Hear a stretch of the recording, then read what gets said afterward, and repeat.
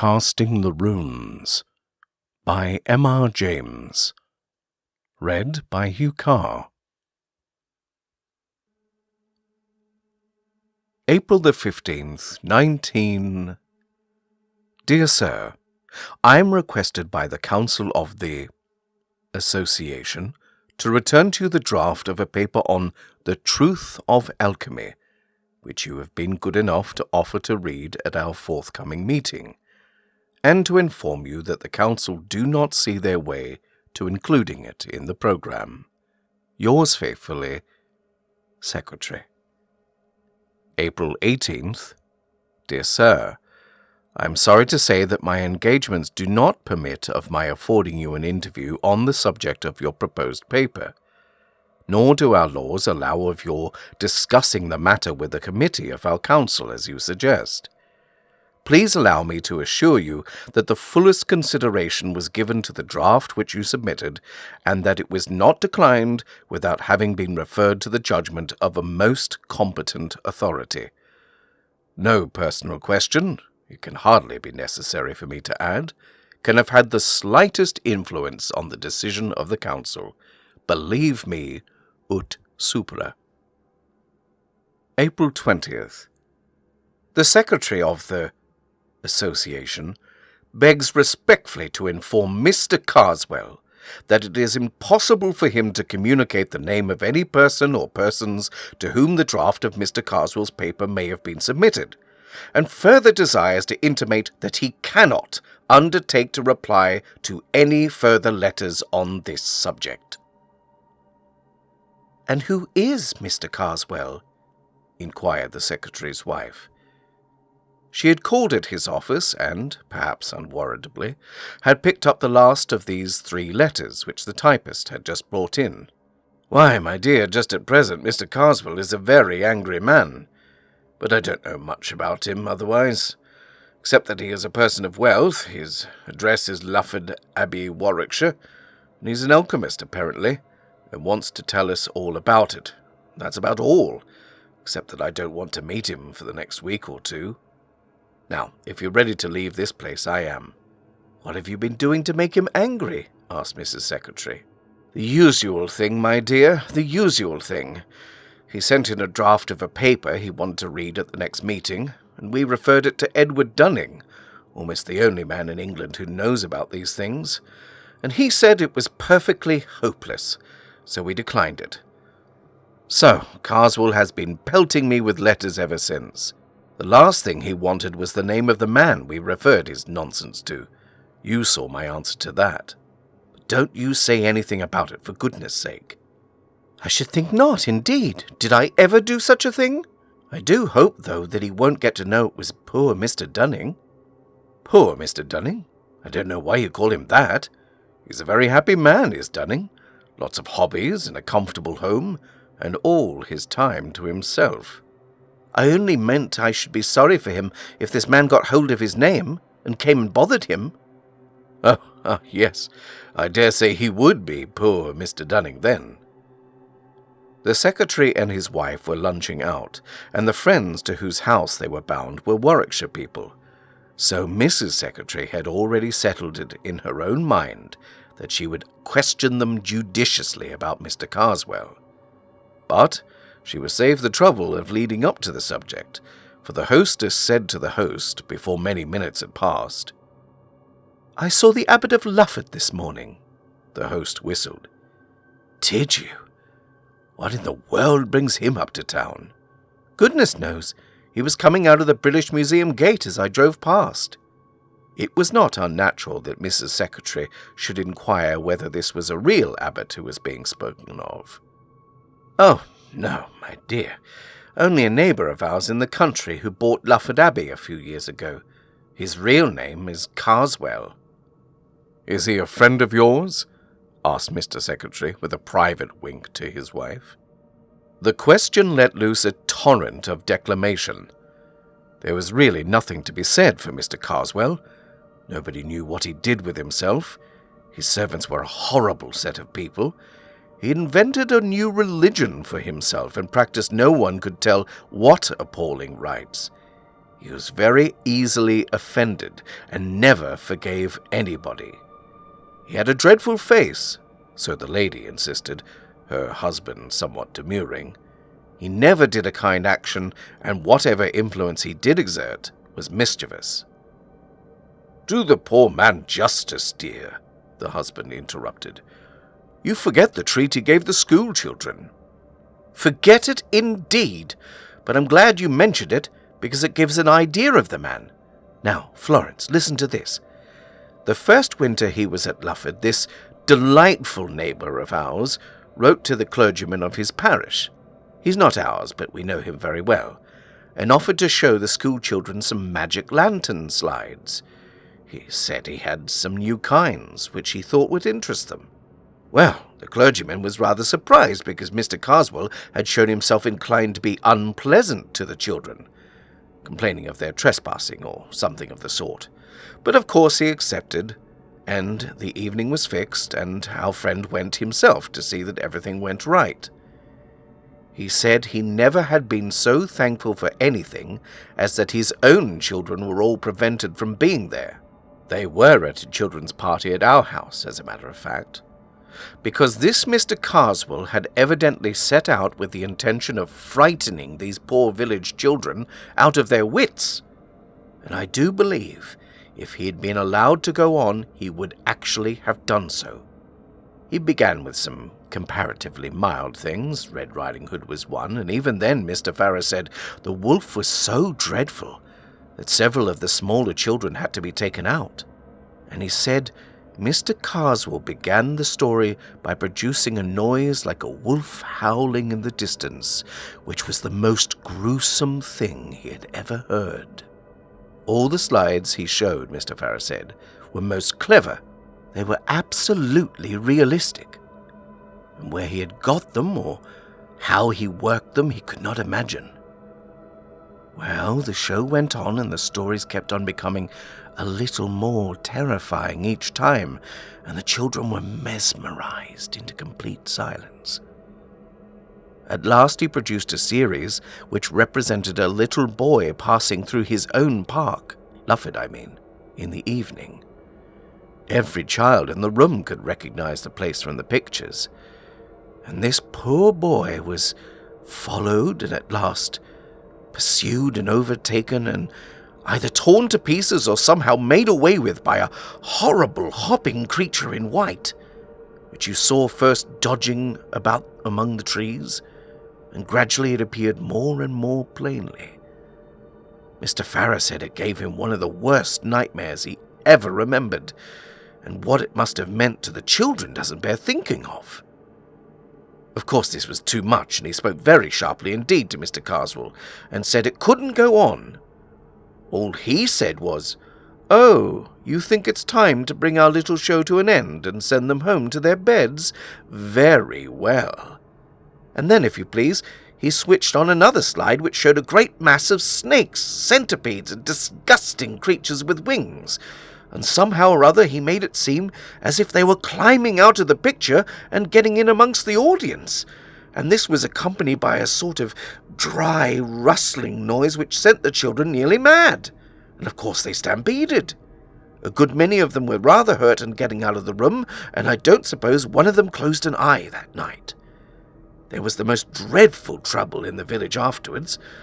Of course the mothers threw a good part of the blame on poor Mr. Farrar. If they could have got past the gates, I believe the fathers would have broken every window in the abbey. Well now, that's Mr. Carswell. That's the Abbot of Lufford, my dear, and you can imagine how we covered his society. Yes, I think he has all the possibilities of a distinguished criminal, has Carswell, said the host. I should be sorry for anyone who got into his bad books. Is he the man, or am I mixing him up with someone else? Asked the secretary, who for some minutes had been wearing the frown of a man who is trying to recollect something. Is he the man who brought out A History of Witchcraft some time back, 10 years or more? That's the man. Do you remember the reviews of it? Certainly I do. And what's equally to the point, I knew the author of the most incisive of the lot. So did you. You must remember John Harrington. He was at John's in our time." "Oh, very well indeed, though I don't think I saw or heard anything of him between the time I went down and the day I read the account of the inquest on him." "Inquest?" said one of the ladies. "What has happened to him?" "Why, what happened was that he fell out of a tree and broke his neck. But the puzzle was, what could have induced him to get up there? It was a mysterious business, I must say.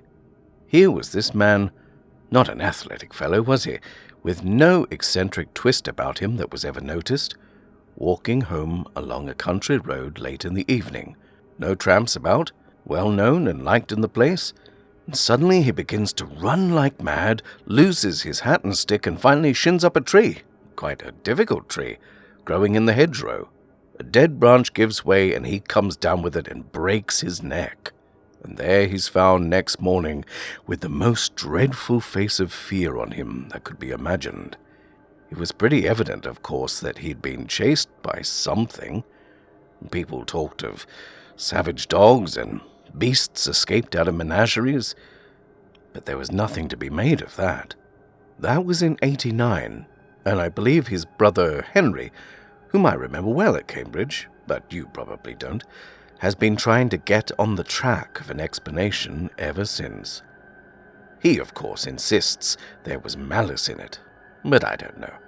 It's difficult to see how it could have come in.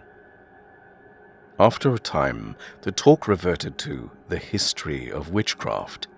"Did you ever look into it?" asked the host. "Yes, I did," said the secretary. "I went so far as to read it." "Was it as bad as it was made out to be?" "Oh, in point of style and form, quite hopeless. It deserved all the pulverizing it got. But besides that, it was an evil book. The man believed every word of what he was saying, and I'm very much mistaken if he hadn't tried the greater part of his receipts. Well, I only remember Harrington's review of it, and I must say, if I'd been the author, it would have quenched my literary ambition for good. I should never have held my head up again. It hasn't had that effect in the present case. But come, it's 3:30. I must be off." On the way home, the secretary's wife said, "I do hope that horrible man won't find out that Mr. Dunning had anything to do with the rejection of his paper." "I don't think there's much chance of that," said the secretary. "Dunning won't mention it himself, for these matters are confidential. None of us will for the same reason. Carswell won't know his name, for Dunning hasn't published anything on the same subject yet. The only danger is that Carswell might find out if he was to ask the British Museum people who is in the habit of consulting alchemical manuscripts. I can't very well tell them not to mention Dunning, can I? It would set them talking at once. Let's hope it won't occur to him." However, Mr. Carswell was an astute man. This much is in way of prologue. On an evening rather later in the same week, Mr. Edward Dunning was returning from the British Museum, where he had been engaged in research, to the comfortable house in a suburb where he lived alone, tended by 2 excellent women who had been long with him. There is nothing to be added by way of description of him to what we have heard already. Let us follow him as he takes his sober course homewards. A train took him to within a mile or 2 of his house, and an electric tram a stage farther. The line ended at a point some 300 yards from his front door. He had had enough reading when he had got into the car, and indeed the light was not such as to allow him to do more than study the advertisements on the panes of glass that faced him as he sat. As was not unnatural, the advertisements in this particular line of cars were objects of his frequent contemplation, and, with the possible exception of the brilliant and convincing dialogue between Mr. Lampler and the eminent K.C. on the subject of pyretic saline, none of them afforded much scope to his imagination. I am wrong. There was one at the corner of the car farthest from him which did not seem familiar. It was in blue letters on a yellow ground, and all that he could read of it was a name, John Harrington, and something like a date. It could be of no interest to him to know more, but for all that, as the car emptied, he was just curious enough to move along the seat until he could read it well. He felt to a slight extent repaid for his trouble. The advertisement was not of the usual type. It ran thus: "In memory of John Harrington, FSA of the Laurels, Ashbrook. Died September the 18th, 1889. 3 months were allowed." The car stopped. Mr. Dunning, still contemplating the blue letters on the yellow ground, had to be stimulated to rise by a word from the conductor. "I beg your pardon," he said. "I was looking at that advertisement. It's a very odd one, isn't it?" The conductor read it slowly. "Well, my word," he said. "I've never seen that one before. Well, that is a cure, ain't it? Somebody been up to their jokes here, I should think." He got out a duster and applied it, not without saliva, to the pane and then to the outside. "No," he said, returning. "It ain't no transfer. Seems to me it was regular in the glass. What I mean in the substance, as you may say. Don't you think so, sir?" Mr. Dunning examined it and rubbed it with his glove and agreed. "Who looks after these advertisements and gives leave for them to be put up? I wish you would inquire. I will just take a note of the words." At this moment there came a call from the driver. "Look alive, George. Time's up." All right, there's something else what's up at this end. Come and have a look at this here glass." "What's gone the glass?" said the driver, approaching. "Well, and who's Harrington? What's it all about?" "I was just asking who was responsible for putting the advertisements up in your cars, and saying it would be as well to make some inquiry about this one." "Well, sir, that's done at the company's office. That work is. It's our Mr. Timms, I believe, looks into that. When we put up tonight, I'll leave word. Perhaps I'll be able to tell you tomorrow if you happen to be coming this way." This was all that passed that evening. Mr. Dunning did just go to the trouble of looking up Ashbrook, and found that it was in Warwickshire. Next day he went to town again. The car, it was the same car, was too full in the morning to allow of his getting a word with the conductor. He could only be sure that the curious advertisement had been made away with. The close of day brought a further element of mystery into the transaction. He had missed the tram, or else preferred walking home, but at a rather late hour, while he was at work in his study, one of the maids came to say that 2 men from the tramways were very anxious to speak to him. This was a reminder of the advertisement, which he had, he says, nearly forgotten. He had the men in. They were the conductor and the driver of the car, and when the matter of refreshment had been attended to, he asked what Mr. Timms had had to say about the advertisement. "Well, sir, that's what we took the liberty to step round about," said the conductor. "Mr. Timms, he give William here the rough side of his tongue about that. According to him, there weren't no advertisement of that description sent in, nor ordered, nor paid for, nor put up, nor nothing, let alone not being there, and he was playing the fool taking up his time. Well, I says, if that's the case, all I ask of you, Mr. Timms, I says, is to take a look at it for yourself, I says.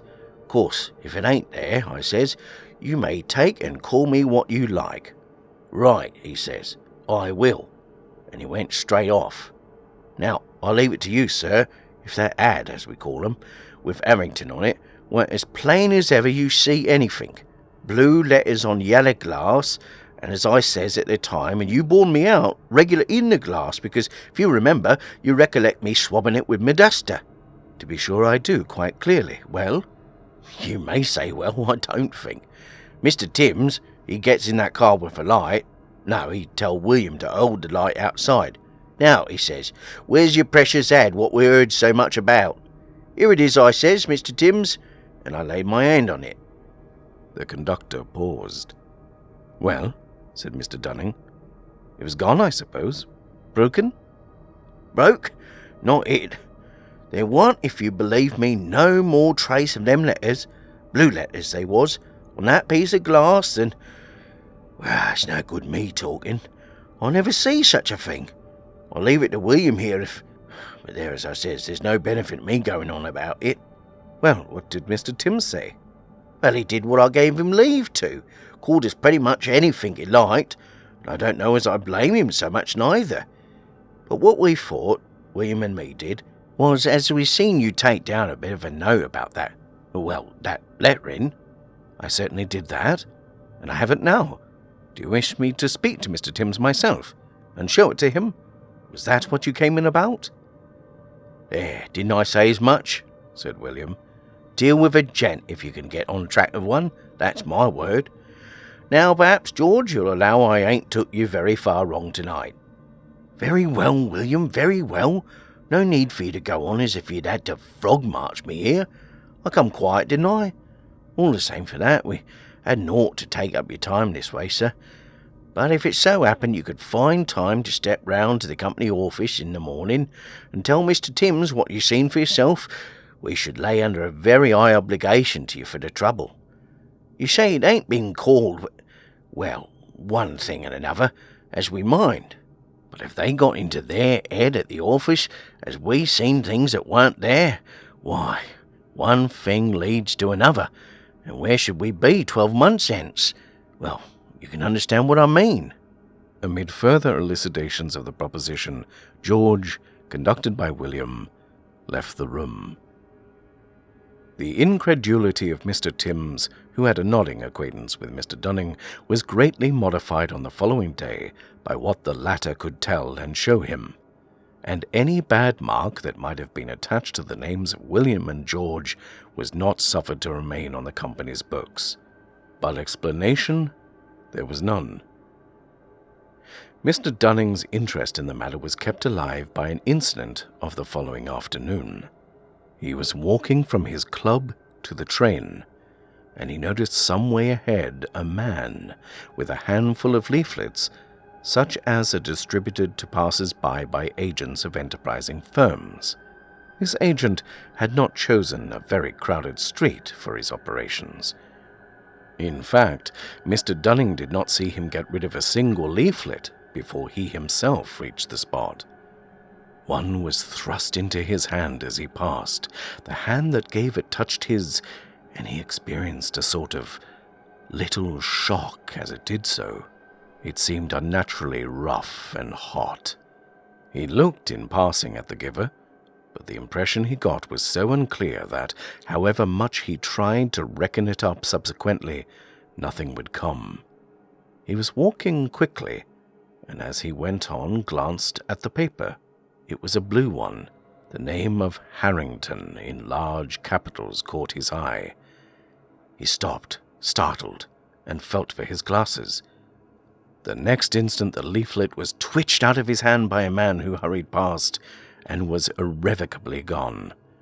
He ran back a few paces, but where was the passer-by, and where the distributor?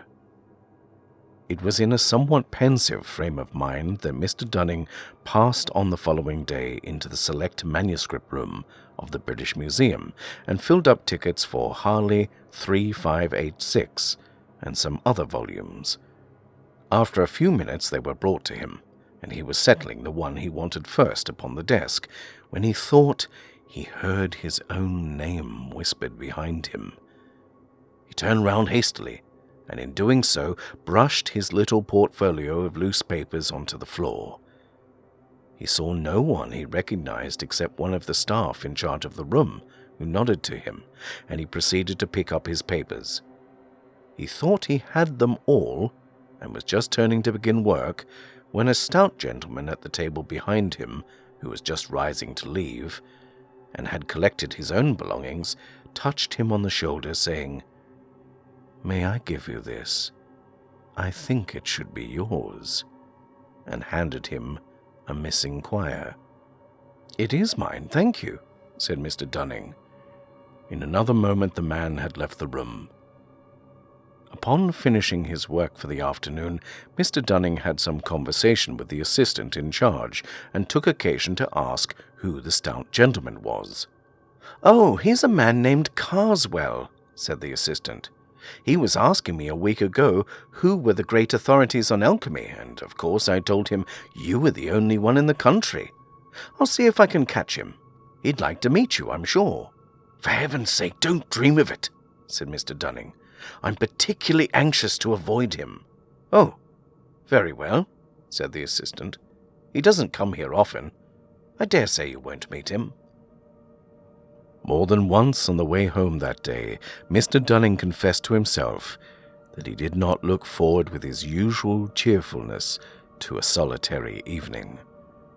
It seemed to him that something ill-defined and impalpable had stepped in between him and his fellow men, had taken him in charge, as it were. He wanted to sit close up to his neighbors in the train and in the tram, but as luck would have it, both train and car were markedly empty.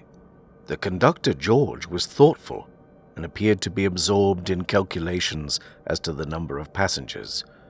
On arriving at his house, he found Dr. Watson, his medical man, on his doorstep. "I've had to upset your household arrangements, I'm sorry to say, Dunning. Both your servants hors de combat. In fact, I've had to send them to the nursing home." "Good heavens, what's the matter?" "Something like ptomaine poisoning, I should think. You've not suffered yourself, I could see, or you wouldn't be walking about. I think they'll pull through all right." "Dear, dear, have you any idea what brought it on?" "Well, they tell me they bought some shellfish from a hawker at their dinner time. It's odd. I've made inquiries, but I can't find that any hawker has been to other houses in the street. I couldn't send word to you. They won't be back for a bit yet. You come and dine with me tonight anyhow, and we can make arrangements for going on. 8 o'clock. Don't be too anxious." The solitary evening was thus obviated, at the expense of some distress and inconvenience, it is true. Mr. Dunning spent the time pleasantly enough with the doctor, a rather recent settler, and returned to his lonely home at about 11:30. The night he passed is not one on which he looks back with any satisfaction. He was in bed, and the light was out. He was wondering if the charwoman would come early enough to get him hot water next morning, when he heard the unmistakable sound of his study door opening. No step followed it on the passage floor, but the sound must mean mischief, for he knew that he had shut the door that evening after putting his papers away in his desk. It was rather shame than courage that induced him to slip out into the passage and lean over the banister in his nightgown, listening. No light was visible, no further sound came. Only a gust of warm or even hot air played for an instant round his shins. He went back and decided to lock himself in his room. There was more unpleasantness, however. Either an economical suburban company had decided that their light would not be required in the small hours and had stopped working, or else something was wrong with the meter. The effect was, in any case, that the electric light was off. The obvious course was to find a match, and also to consult his watch. He might as well know how many hours of discomfort awaited him, so he put his hand into the well-known nook under the pillow. Only it did not get so far. What he touched was, according to his account, a mouth with teeth and with hair about it, and he declares, not the mouth of a human being. I do not think it is any use to guess what he said or did, but he was in the spare room with the door locked and his ear to it before he was clearly conscious again. And there he spent the rest of a most miserable night, looking every moment for some fumbling at the door, but nothing came. The venturing back into his own room in the morning was attended with many listenings and quiverings. The door stood open, fortunately, and the blinds were up. The servants had been out of the house before the hour of drawing them down. There was, to be short, no trace of an inhabitant. The watch, too, was in its usual place. Nothing was disturbed. Only the wardrobe door had swung open, in accordance with its confirmed habit. A ring at the back door now announced the charwoman, who had been ordered the night before, and nerved Mr. Dunning, after letting her in, to continue his search in other parts of the house. It was equally fruitless.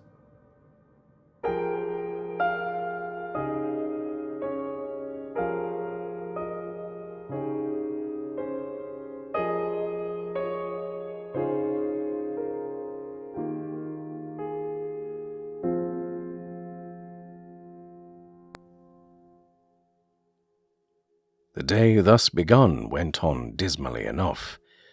He dared not go to the museum. In spite of what the assistant had said, Carswell might turn up there. Dunning felt he could not cope with a probably hostile stranger. His own house was odious. He hated sponging on the doctor. He spent some little time in a call at the nursing home, where he was slightly cheered by a good report of his housekeeper and maid. Towards lunchtime he betook himself to his club, again experiencing a gleam of satisfaction at seeing the secretary of the association. At luncheon, Dunning told his friend the more material of his woes, but could not bring himself to speak of those that weighed most heavily on his spirits. "My poor dear man," said the secretary, "what an upset! Look here, we're alone at home, absolutely. You must put up with us. Yes, no excuse. Send your things in this afternoon." Dunning was unable to stand out. He was, in truth, becoming acutely anxious as the hours went on, as to what the night might have waiting for him. He was almost happy as he hurried home to pack up. His friends, when they had time to take stock of him, were rather shocked at his lorn appearance, and did their best to keep him up to the mark. Not altogether without success, but when the two men were smoking alone together, Dunning became dull again. Suddenly he said, "Gayton, I believe that alchemist man knows it was I who got his paper rejected." Gayton whistled. "What makes you think that?" he said. Dunning told of his conversation with the museum assistant, and Gayton could only agree that the guess seemed likely to be correct. "Not that I care much," Dunning went on, "only it might be a nuisance if we were to meet. He's a bad-tempered party, I imagine." Conversation dropped again. Gayton became more and more strongly impressed with the desolateness that came over Dunning's face and bearing, and finally, though with a considerable effort, he asked him point-blank whether something serious was not bothering him. Dunning gave an exclamation of relief. "I was perishing to get it off my mind," he said. "Do you know anything about a man named John Harrington?" Gayton was thoroughly startled, and at the moment could only ask why. Then the complete story of Dunning's experience came out. What had happened in the tramcar, in his own house, and in the street, the troubling of spirit that had crept over him, and still held him, and he ended with the question he had begun with. Gayton was at a loss how to answer him. To tell the story of Harrington's end would perhaps be right, only Dunning was in a nervous state. The story was a grim one, and he could not help asking whether there was not a connecting link between these two cases, in the person of Carswell. It was a difficult concession for a scientific man, but it could be eased by the phrase hypnotic suggestion. In the end, he decided that his answer tonight should be guarded. He would talk the situation over with his wife. So he said that he had known Harrington at Cambridge and believed he had died suddenly in 1889, adding a few details about the man and his published work.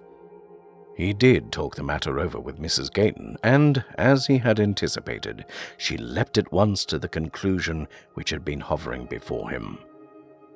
It was she who reminded him of the surviving brother, Henry Harrington, and she also who suggested that he might be got hold of by means of their hosts of the day before.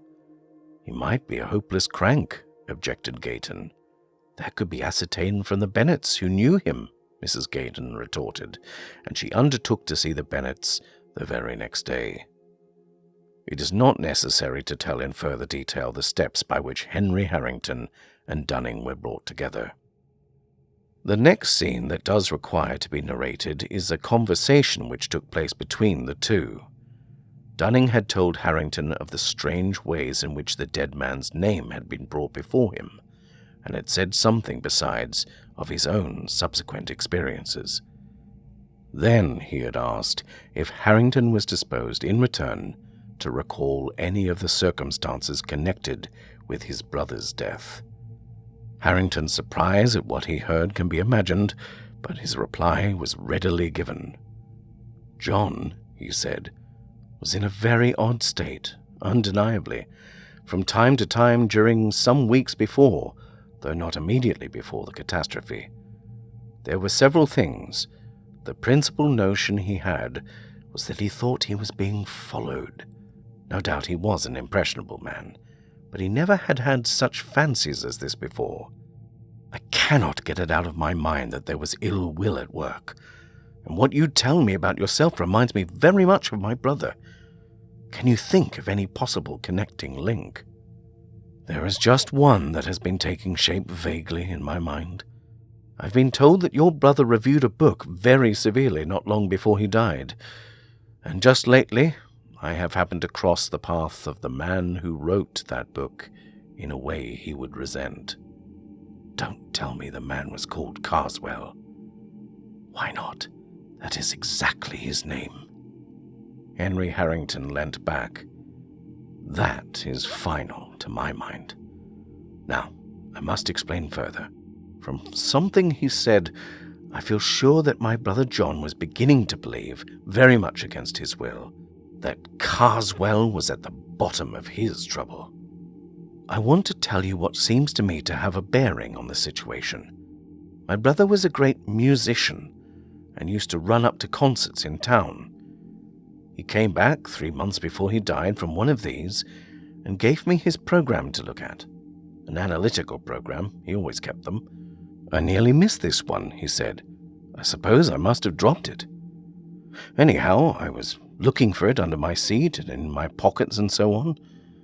My neighbor offered me his, said, might he give it me? He had no further use for it, and he went away, just afterwards.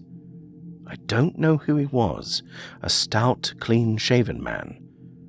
I should have been sorry to miss it. Of course, I could have bought another, but this cost me nothing.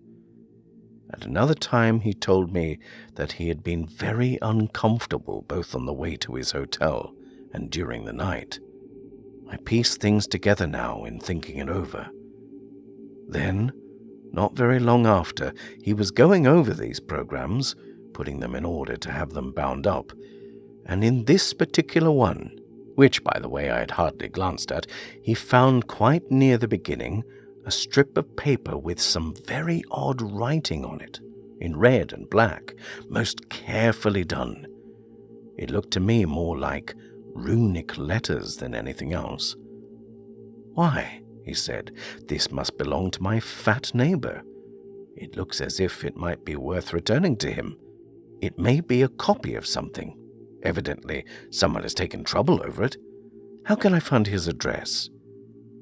We talked it over for a little and agreed that it wasn't worth advertising about, and that my brother had better look out for the man at the next concert, to which he was going very soon. The paper was lying on the book, and we were both by the fire. It was a cold, windy summer evening. I suppose the door blew open, though I didn't notice it. At any rate, a gust, a warm gust it was, came quite suddenly between us, took the paper and blew it straight into the fire. It was light, thin paper, and flared up and went up the chimney in a single ash. "Well," I said, "you can't give her back now." He said nothing for a minute, then rather crossly, "No, I can't, but why you should keep going on saying so, I don't know." I remarked that I didn't say it more than once. "More than 4 times, you mean?" was all he said. I remember all that very clearly, without any good reason. And now, to come to the point. I don't know if you looked at that book of Carswell's, which my unfortunate brother reviewed. It's not likely that you should, but I did, both before his death and after it. The first time we made game of it together, it was written in no style at all, split infinitives and every sort of thing that makes an Oxford gorge rise. Then there was nothing that the man didn't swallow, mixing up classical myths and stories out of the Golden Legend with reports of savage customs of today, all very proper, no doubt, if you know how to use them, but he didn't, and he seemed to put the Golden Legend and the Golden Bough exactly on par, and to believe both. A pitiable exhibition, in short. Well, after the misfortune, I looked over the book again. It was no better than before, but the impression which it left this time on my mind was different. I suspected, as I told you, that Carswell had borne ill will to my brother, even that he was in some way responsible for what had happened. And now his book seemed to me to be a very sinister performance indeed. One chapter in particular struck me, in which he spoke of casting the runes on people, either for the purpose of gaining their affection or of getting them out the way, perhaps more especially the latter. He spoke of all this in a way that really seemed to me to imply actual knowledge. I've not got time to go into details, but the upshot is that I'm pretty sure from the information received that the civil man at the concert was Carswell. I more than suspect, that the paper was of importance, and I do believe that if my brother had been able to give it back, he might have been alive now. Therefore it occurs to me to ask you whether you have anything to put beside what I have told you. By way of answer, Dunning had the episode in the manuscript room at the British Museum to relate. Then he did actually hand you some papers. Have you examined them? No? Because we must, if you'll allow it, look at them at once, and very carefully. They went to the still empty house, empty, for the 2 servants were not yet able to return to work. Dunning's portfolio of papers were gathering dust on the writing table. In it were the quires of small-sized scribbling paper which he used for his transcripts. And from one of these, as he took it up, there slipped and fluttered out into the room with uncanny quickness a strip of thin paper. The window was open, but Harrington slammed it to, just in time to intercept the paper, which he caught. "I thought so," he said. "It might be the identical thing that was given to my brother. You'll have to look out, Dunning. This may mean something quite serious for you." A long consultation took place. The paper was narrowly examined. As Harrington had said, the characters on it were more like runes than anything else, but not decipherable by either man, and both hesitated to copy them for fear, as they confessed, of perpetuating whatever evil purpose they might conceal. So it has remained impossible, if I may anticipate a little, to ascertain what was conveyed in this curious message or commission. Both Dunning and Harrington are firmly convinced that it had the effect of bringing its possessor into very undesirable company. That it must be returned to the source whence it came, they were agreed, and further, that the only safe and certain way was that of personal service. And here contrivance would be necessary, for Dunning was known by sight to Carswell.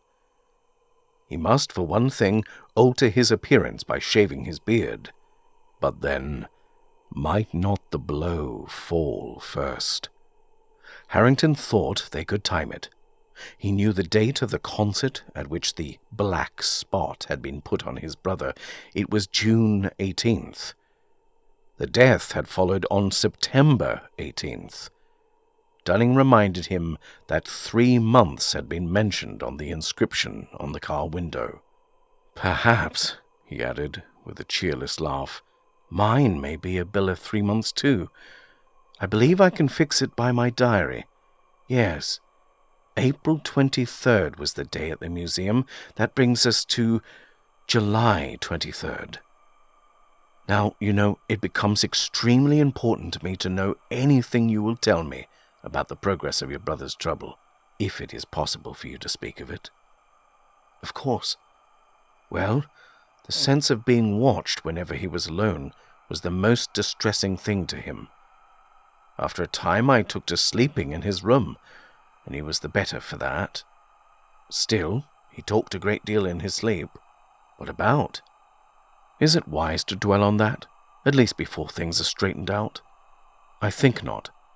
But I can tell you this. 2 things came for him by post during those weeks, both with a London postmark and addressed in a commercial hand. One was a woodcut of Bewick's, roughly torn out of the page, one which shows a moonlit road and a man walking along it, followed by an awful demon creature. Under it were written the lines out of the Ancient Mariner, which I suppose the cut illustrates, about one who, having once looked round, walks on, and turns no more his head, because he knows a frightful fiend doth close behind him tread. The other was a calendar, such as tradesmen often send. My brother paid no attention to this, but I looked at it after his death, and found that everything after September 18th had been torn out.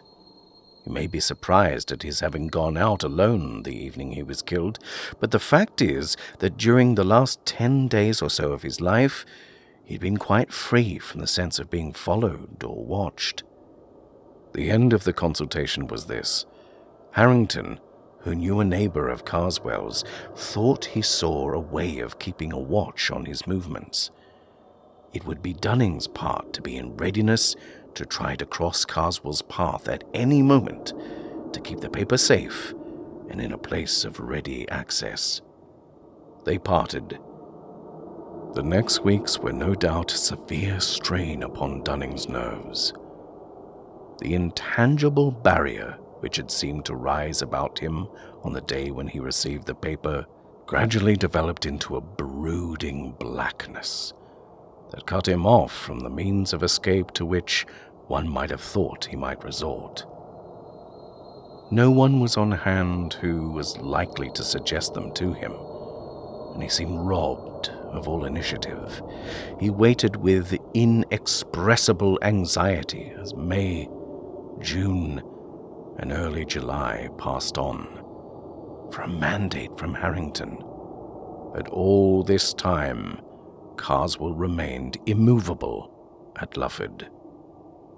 At last, in less than a week before the date he had come to look upon as the end of his earthly activities, came a telegram. "Leaves Victoria by boat train Thursday night. Do not miss. I come to you tonight. Harrington." He arrived accordingly, and they concocted plans. The train left Victoria at 9, and its last stop before Dover was Croydon West. Harrington would mark down Carswell at Victoria, and look out for Dunning at Croydon, calling to him if need were by a name agreed upon.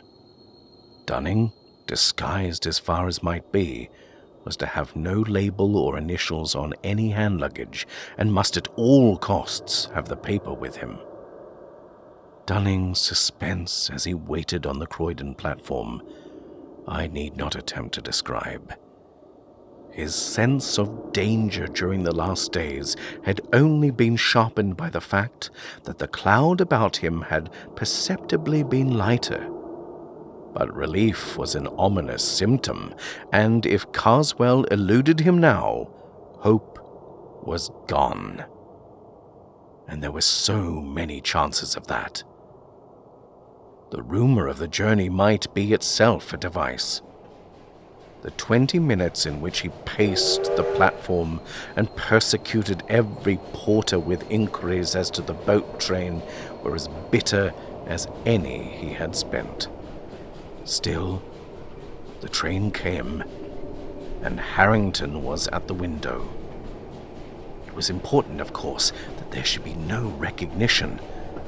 So Dunning got in at the farther end of the corridor carriage and only gradually made his way to the compartment where Harrington and Carswell were. He was pleased, on the whole, to see that the train was far from full. Carswell was on the alert, gave no sign of recognition. Dunning took the seat not immediately facing him, and attempted, vainly at first, then with increasing command of his faculties, to reckon the possibilities of making the desired transfer.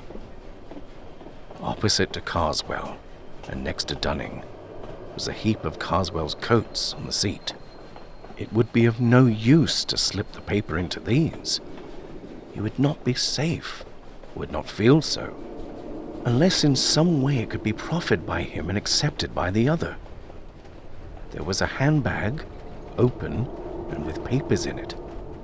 Could he manage to conceal this, so that perhaps Carswell might leave the carriage without it, and then find and give it to him? This was the plan that suggested itself. If he could only have consulted with Harrington, that could not be. The minutes went on. More than once Carswell rose and went out into the corridor. The second time Dunning was on the point of attempting to make the bag fall off the seat, but he caught Harrington's eye and read in it a warning. Carswell, from the corridor, was watching, probably to see if the two men recognized each other. He returned, but was evidently restless, and when he rose the third time, hope dawned, for something did slip off his seat and fall with hardly a sound to the floor. Carswell went out once more and passed out of range of the corridor window.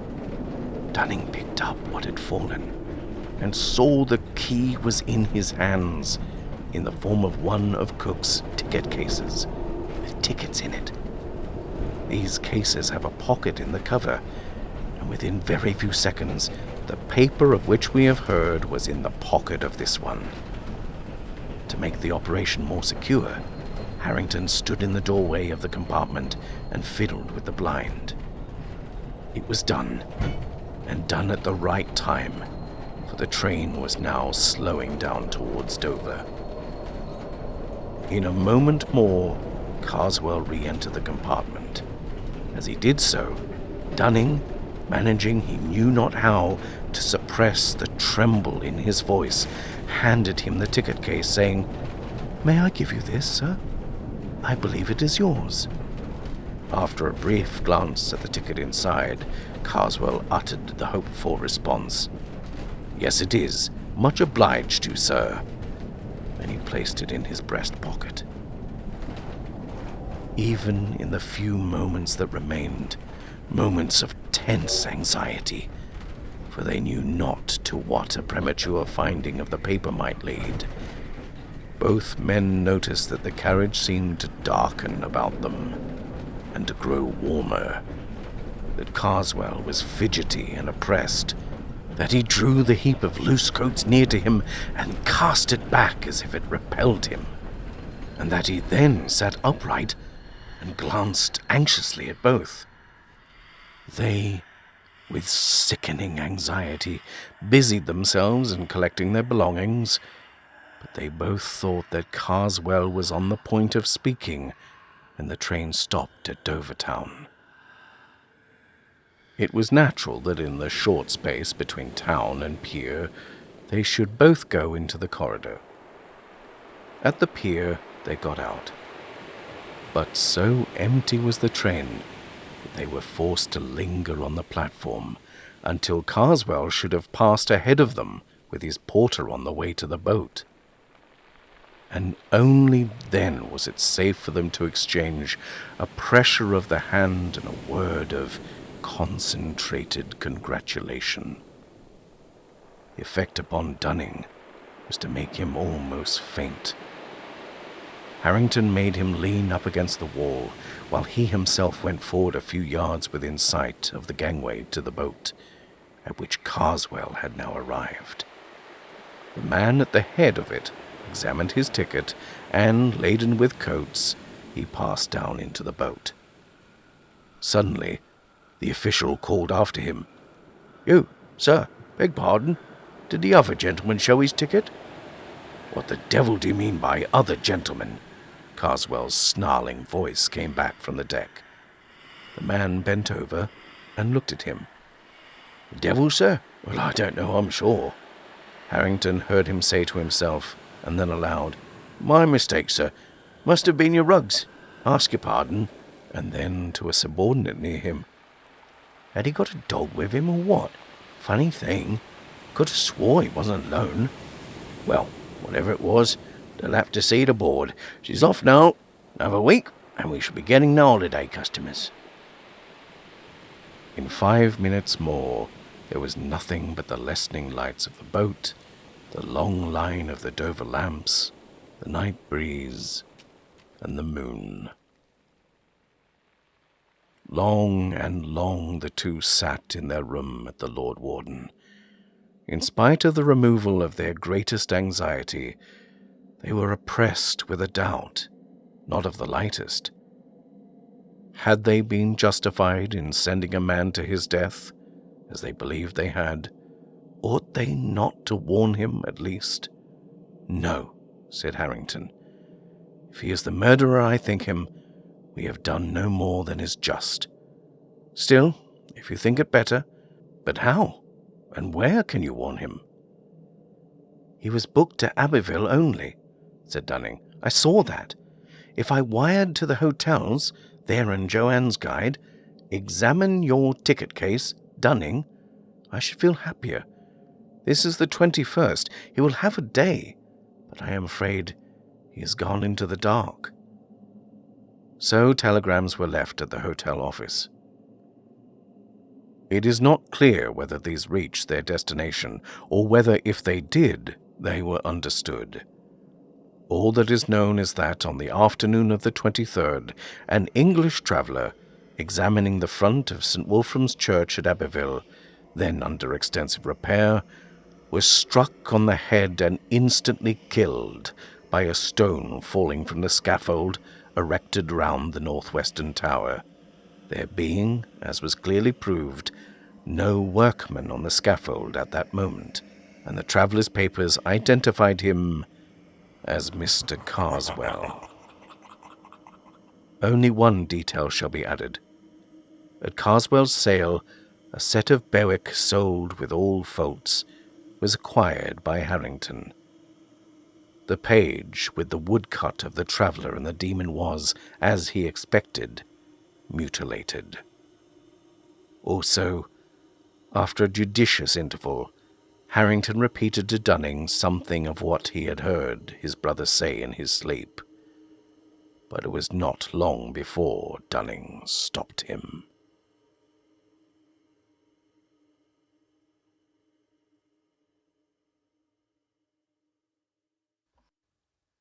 Don't forget to push the like button on this story, subscribe if you haven't already, and share these stories with your friends.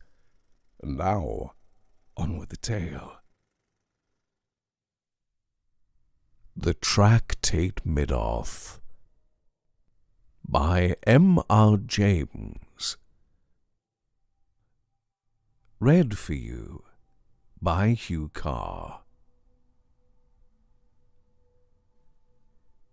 Towards the end of an autumn afternoon, an elderly man with a thin face and grey Piccadilly weepers pushed open the swing door leading into the vestibule of a certain famous library, and addressing himself to an attendant, stated that he believed he was entitled to use the library, and inquired if he might take a book out.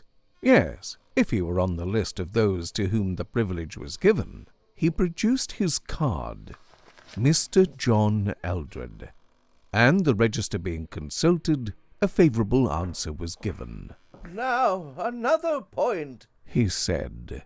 "It is a long time since I was here, and I do not know my way about your building. Besides, it is near closing time, and it is bad for me to hurry up and downstairs.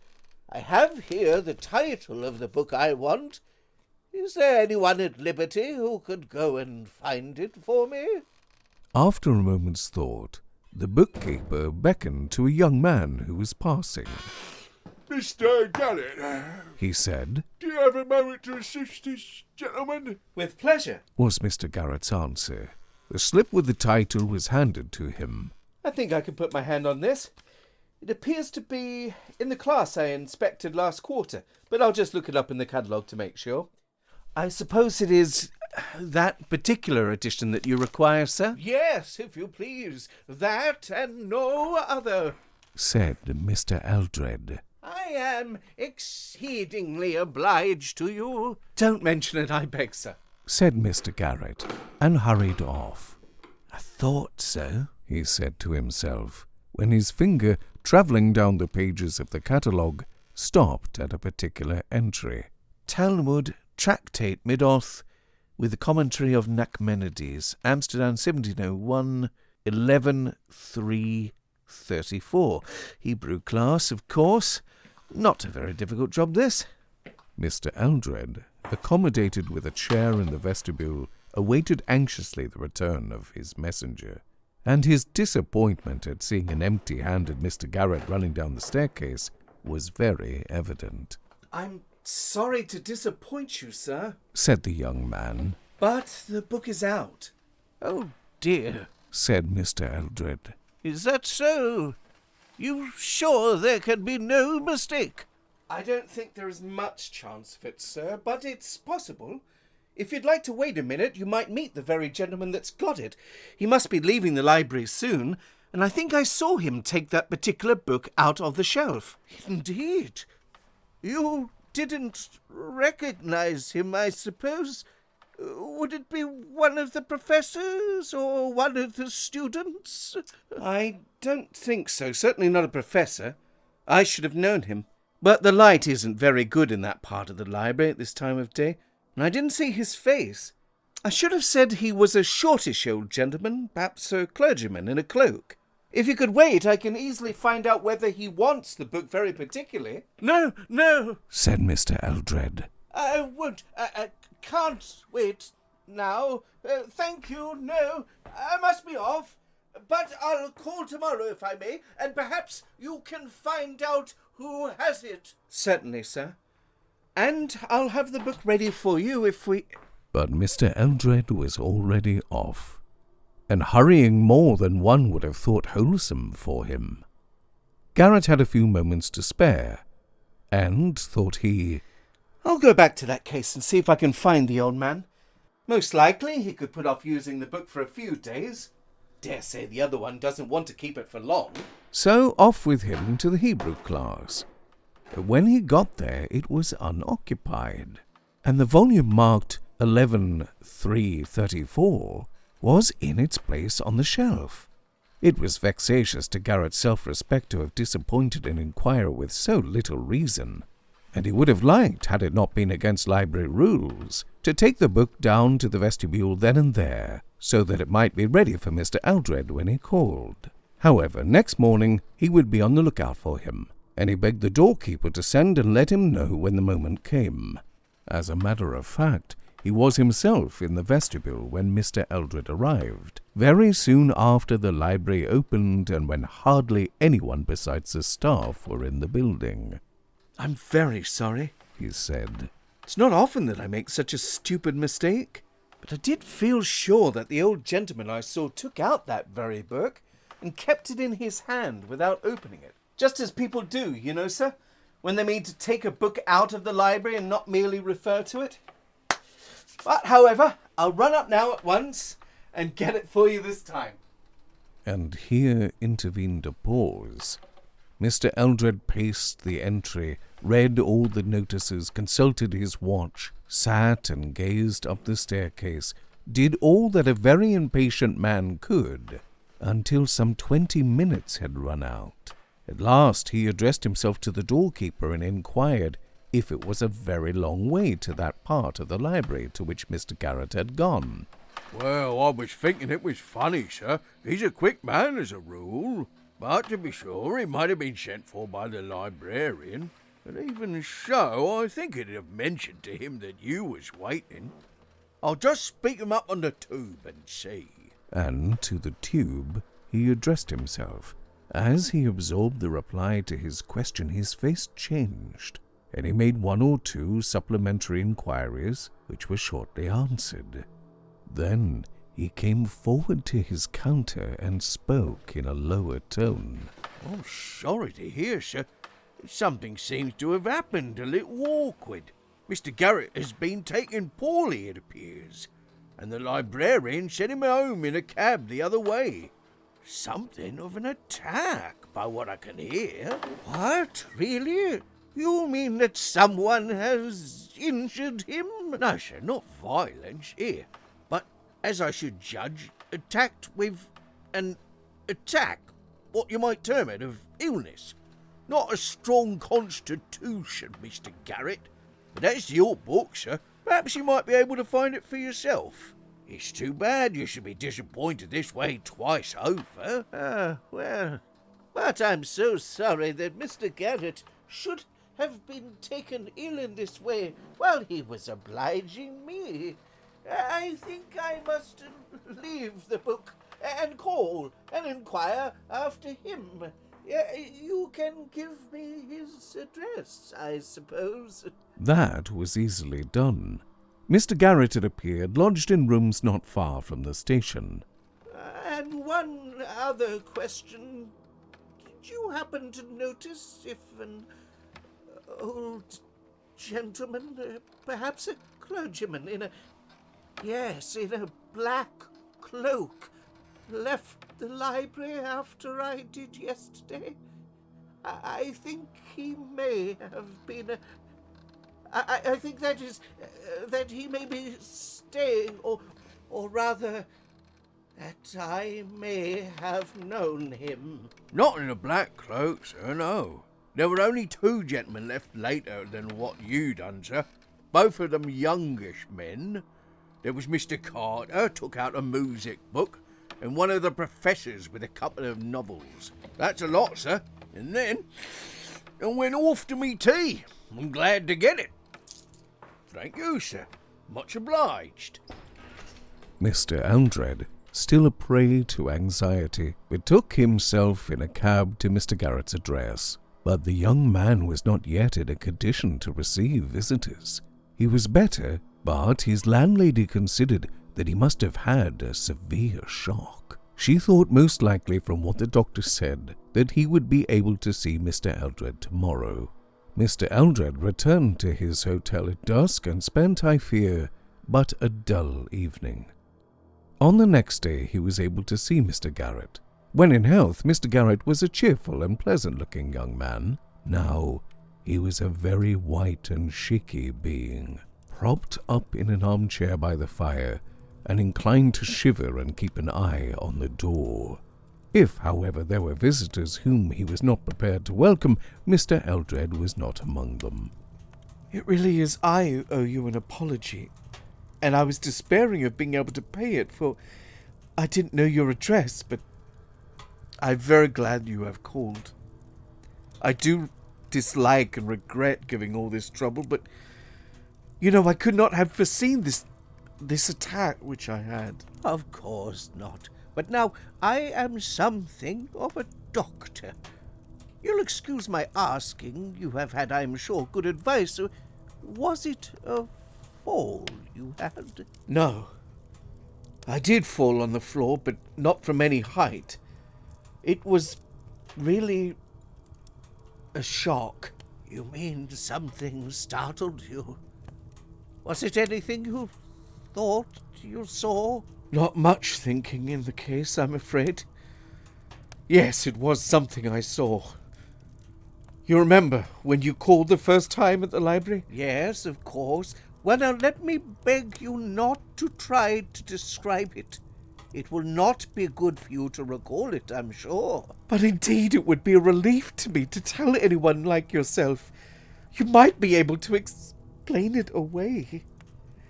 It was just when I was going into the class where your book is. Indeed, Mr. Garrett, I insist. Besides, my watch tells me I have but very little time in which to get my things together and take the train. No, not another word. It would be more distressing to you than you imagine, perhaps.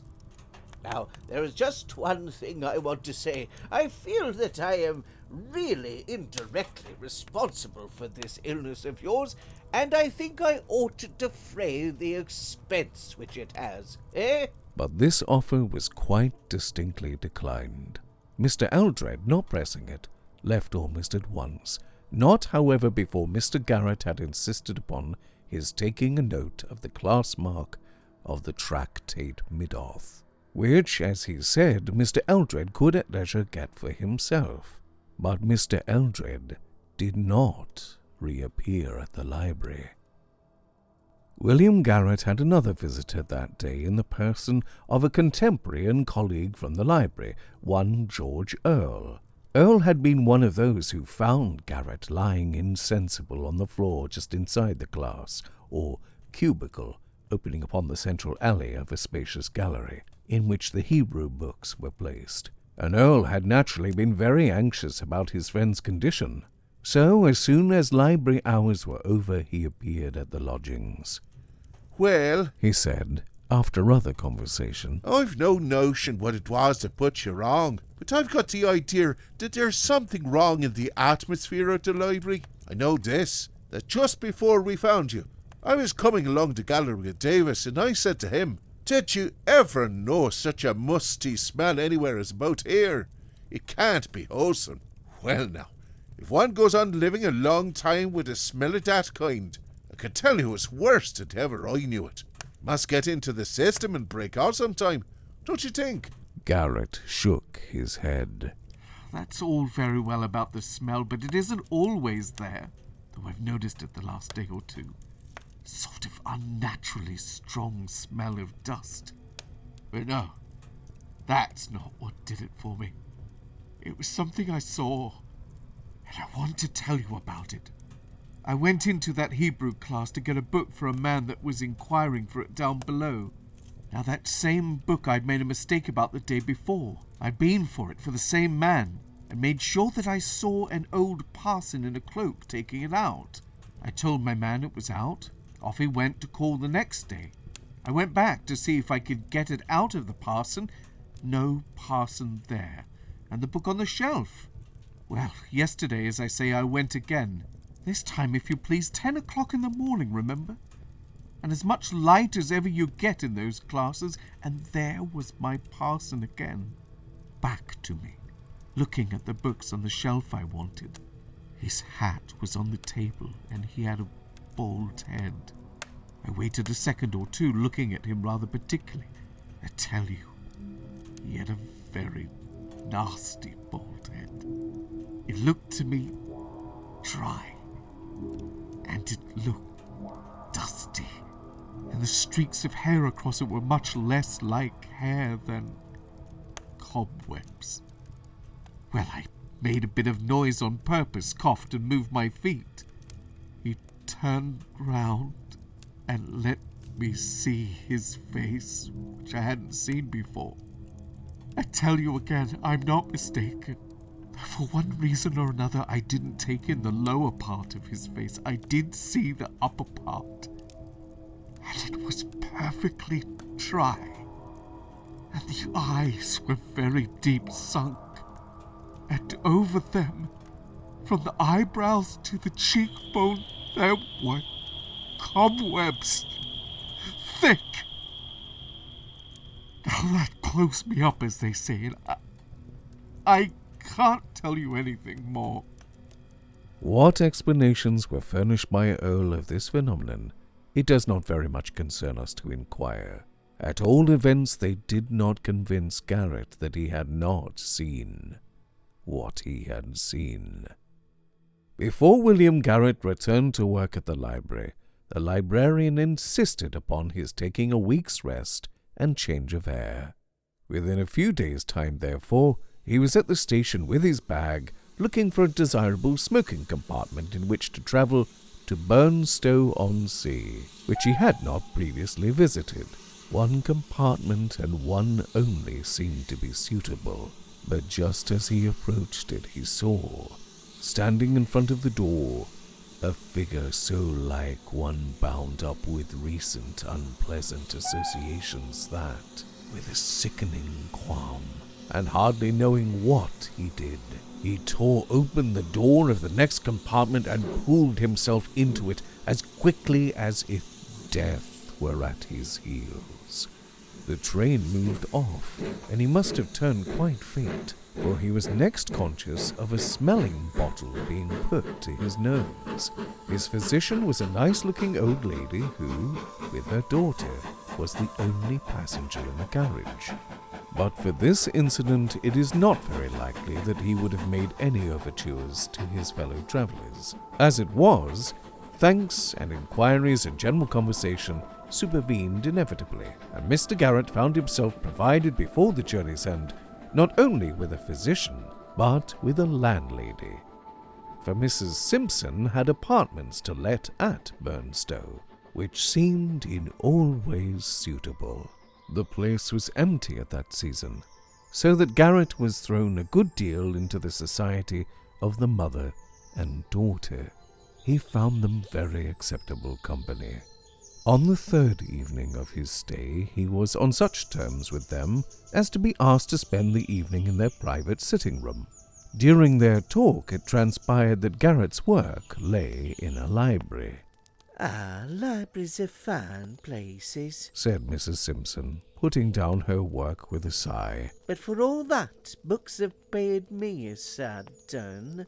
Or rather, a book has. Well, books are my living, Mrs. Simpson, and I should be sorry to say a word against them. I don't like to hear that they have been bad for you. Perhaps Mr. Garrett could help us solve our puzzle, Mother. I don't want to set Mr. Garrett off on a hunt that might waste a lifetime, my dear, or yet to trouble him with our private affairs. But if you think it in the least likely that I could be of use, I do beg you to tell me what the puzzle is, Mrs. Simpson. If it is finding out anything about a book, you see, I'm in rather a good position to do it. Yes, I do see that. But the worst of it is that we don't know the name of the book. Nor what it is about? No, nor that either. Except that we don't think it's in English, Mother.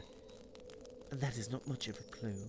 Well, Mr. Garrett, said Mrs. Simpson, who had not yet resumed her work, and was looking at the fire thoughtfully.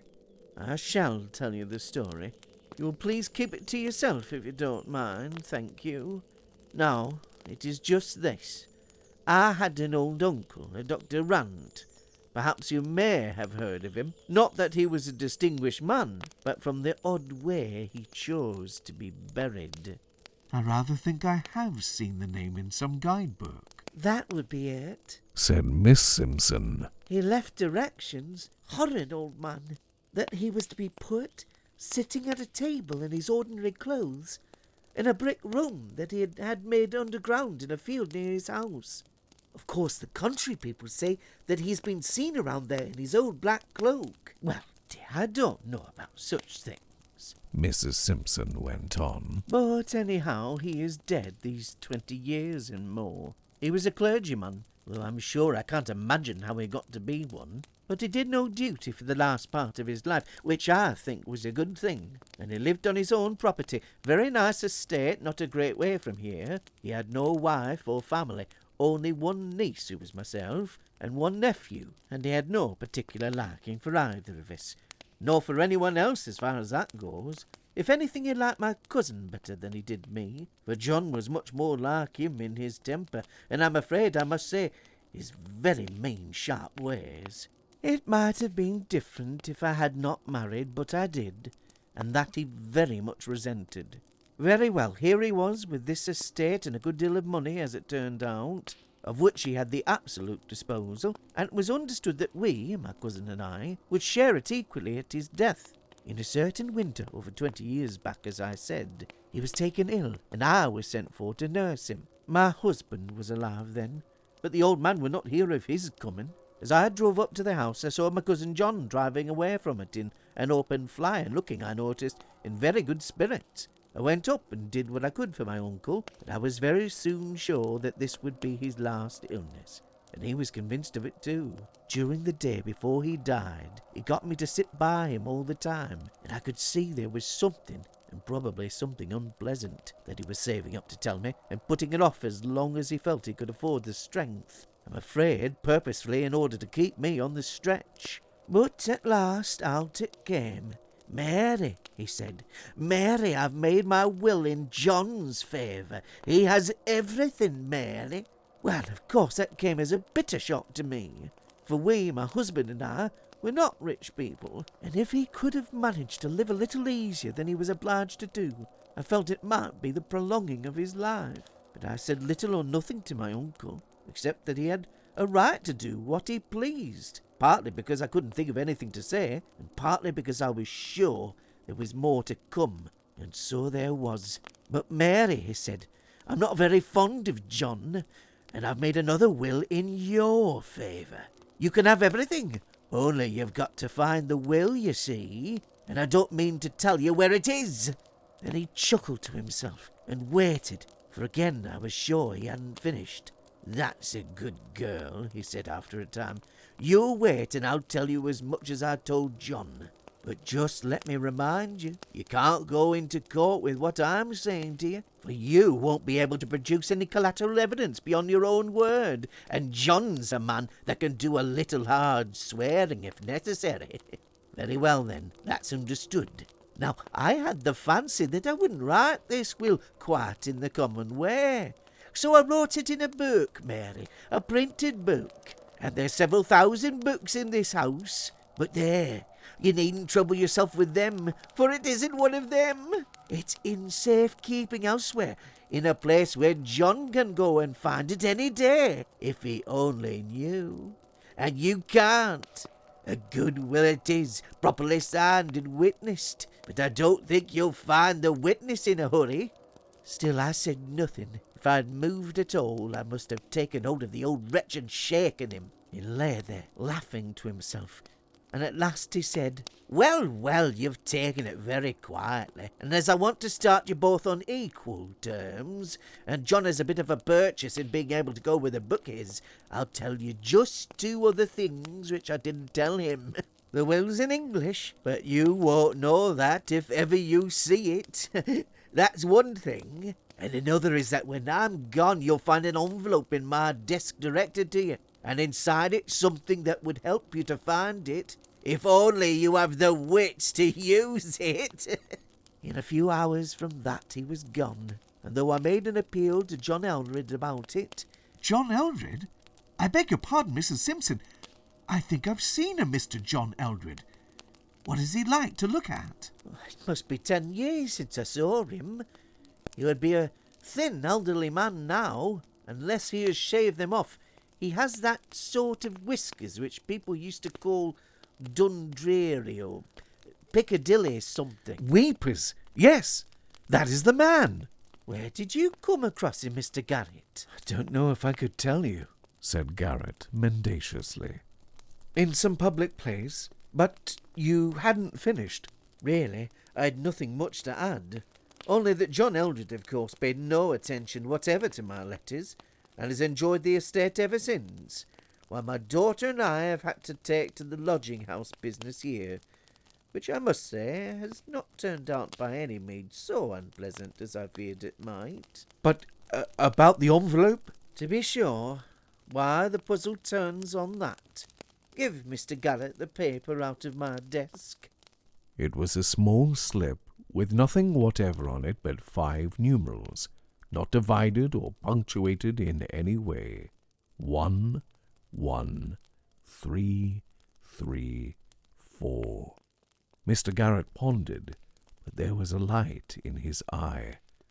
Suddenly, he made a face and then asked, "Do you suppose that Mr. Eldred can have any more clue than you have to the title of the book?" I have sometimes thought he must, said Mrs. Simpson. and in this way, that my uncle must have made the will not very long before he died, that I think he said himself, and got rid of the book immediately afterwards. But all his books are very carefully catalogued, and John has the catalogue, and John was most particular that no books whatever should be sold out of the house.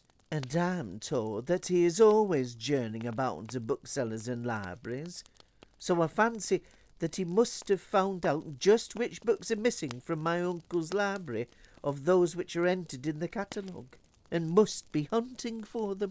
Just so, said Mr. Garrett, and relapsed into thought. No later than next day he received a letter which, as he told Mrs. Simpson with great regret, made it absolutely necessary for him to cut short his stay at Burnstow. Sorry as he was to leave them, and they were at least as sorry to part with him, he had begun to feel that a crisis all-important to Mrs. and shall we add Miss Simpson was very possibly supervening. In the train Garrett was uneasy and excited.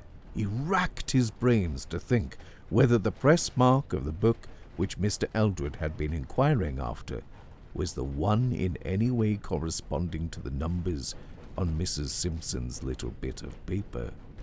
But he found to his dismay that the shock of the previous week had really so upset him that he could neither remember any vestige of the title or nature of the book, or even of the locality to which he had gone to seek it. And yet all other parts of library topography and work were clear as ever in his mind. And another thing, he stamped with annoyance at the thought of it. He had at first hesitated, and then had forgotten, to ask Mrs. Simpson for the name of the place where Eldred lived. That, however, he could write about. At least he had his clue in the figures on the paper. If they referred to a press mark in his library, they were only susceptible of a limited number of interpretations. They might be divided into 1 1334, 11 334, or 11 334. He could try all these in the space of a few minutes, and if any one were missing, he had every means of tracing it. He got very quickly to work, though a few minutes had to be spent in explaining his early return to his landlady and his colleagues. 1 1334 was in place, and contained no extraneous writing. As he drew near to class 11 in the same gallery, its association struck him like a chill. But he must go on. After a cursory glance at 1133-4, which first confronted him and was a perfectly new book, he ran his eye along the line of quartos, which fills 11-3. The gap, he feared, was there. 34 was out. A moment was spent in making sure that it had not been misplaced, and then he was off to the vestibule. Has 11-3-34 gone out? Do you recollect noticing that number? Notice the number? What do you take me for, Mr. Garrett? There, take a look over the tickets for yourself, if you've got a free day before you. Well then, has a Mr. Eldred called again? The old gentleman who came by the day I was taken ill? Come, you'd remember him. What do you suppose? Of course I recollect of him. No, he haven't been in again. Not since you went off on your holiday. And yet I seem to... Oh, there now. Roberts will know. Roberts, do you recollect of the name of Eldred? Not half, said Roberts. You mean the man that sent a bob over the price for the parcel? I wish they all did. Do you mean to say you've been sending books to Mr. Eldred? Come, do speak up. Have you? Well now, Mr. Garrett, if a gentleman sends a ticket all wrote correctly, and the secretary says this book may go, and the box ready addressed sent with the note, and a sum of money sufficient to defray the railway charges, what would be your action in the matter, Mr. Garrett, if I may take the liberty to ask such a question? Would you or would you not have taken the trouble to oblige? Or would you have chucked the old thing under the counter and... You were perfectly right, of course, Hodgson, perfectly right. Only, would you kindly oblige me by showing me the ticket Mr. Eldred sent and letting me know his address? To be sure, Mr. Garrett, so long as I'm not acted about and informed that I don't know my duty, I'm willing to oblige in every way feasible to my power. Now, there is a ticket on the file, J. Eldred, 11/3/34, title of work, T.A.L.M. Well, there, you can make what you like of it. Not a novel, I should hazard a guess. And here is Mr. Eldred's note applying for the book in question, which I see he terms it a track. Thanks. But the address? There's none on the note. Ah, indeed. Well now, stay now, Mr. Garrett, I have it. Why, that note come inside of the parcel, which was directed, very thoughtful, to save all trouble, ready to be sent back with the book inside. And if I have made any mistake in this old transaction, it lays just in the one point that I neglected to enter the address in my little book here, what I keep. Not but what I dare say there was good reason for me not entering of it. But there, I haven't the time, either of you, I dare say, to go into 'em just now. And no, Mr. Garrett, I do not carry it in me head. Else what would be the use of me keeping this little book here? Just an ordinary common notebook, you see, which I make the practice of entering all such names and addresses in it as I see fit to do. Admirable arrangement, to be sure. But, all right, thank you. When did the parcel go off? 10:30 this morning. Oh, good. And it's just one now. Garrett went upstairs in deep thought. How was he to get the address? A telegram to Mrs. Simpson? He might miss a train by waiting for the answer. Yes, there was one other way. She had said that Eldred lived on his uncle's estate. If this were so, he might find that place entered in the donation book. That he could run through quickly now that he knew the title of the book. The register was soon before him, and knowing that the old man had died more than 20 years ago, he gave him a good margin and turned back to 1870. There was but one entry possible. 1875, August 14th. Talmud. Tractatus Middoth, cum com a Nachmenade, Amstelod, 1707. Given by J. Rand, D.D., of Bretfield Manor. A gazetteer showed Bretfield to be 3 miles from a small station on the main line. Now to ask the doorkeeper whether he recollected if the name on the parcel had been anything like Bretfield. No, nothing like.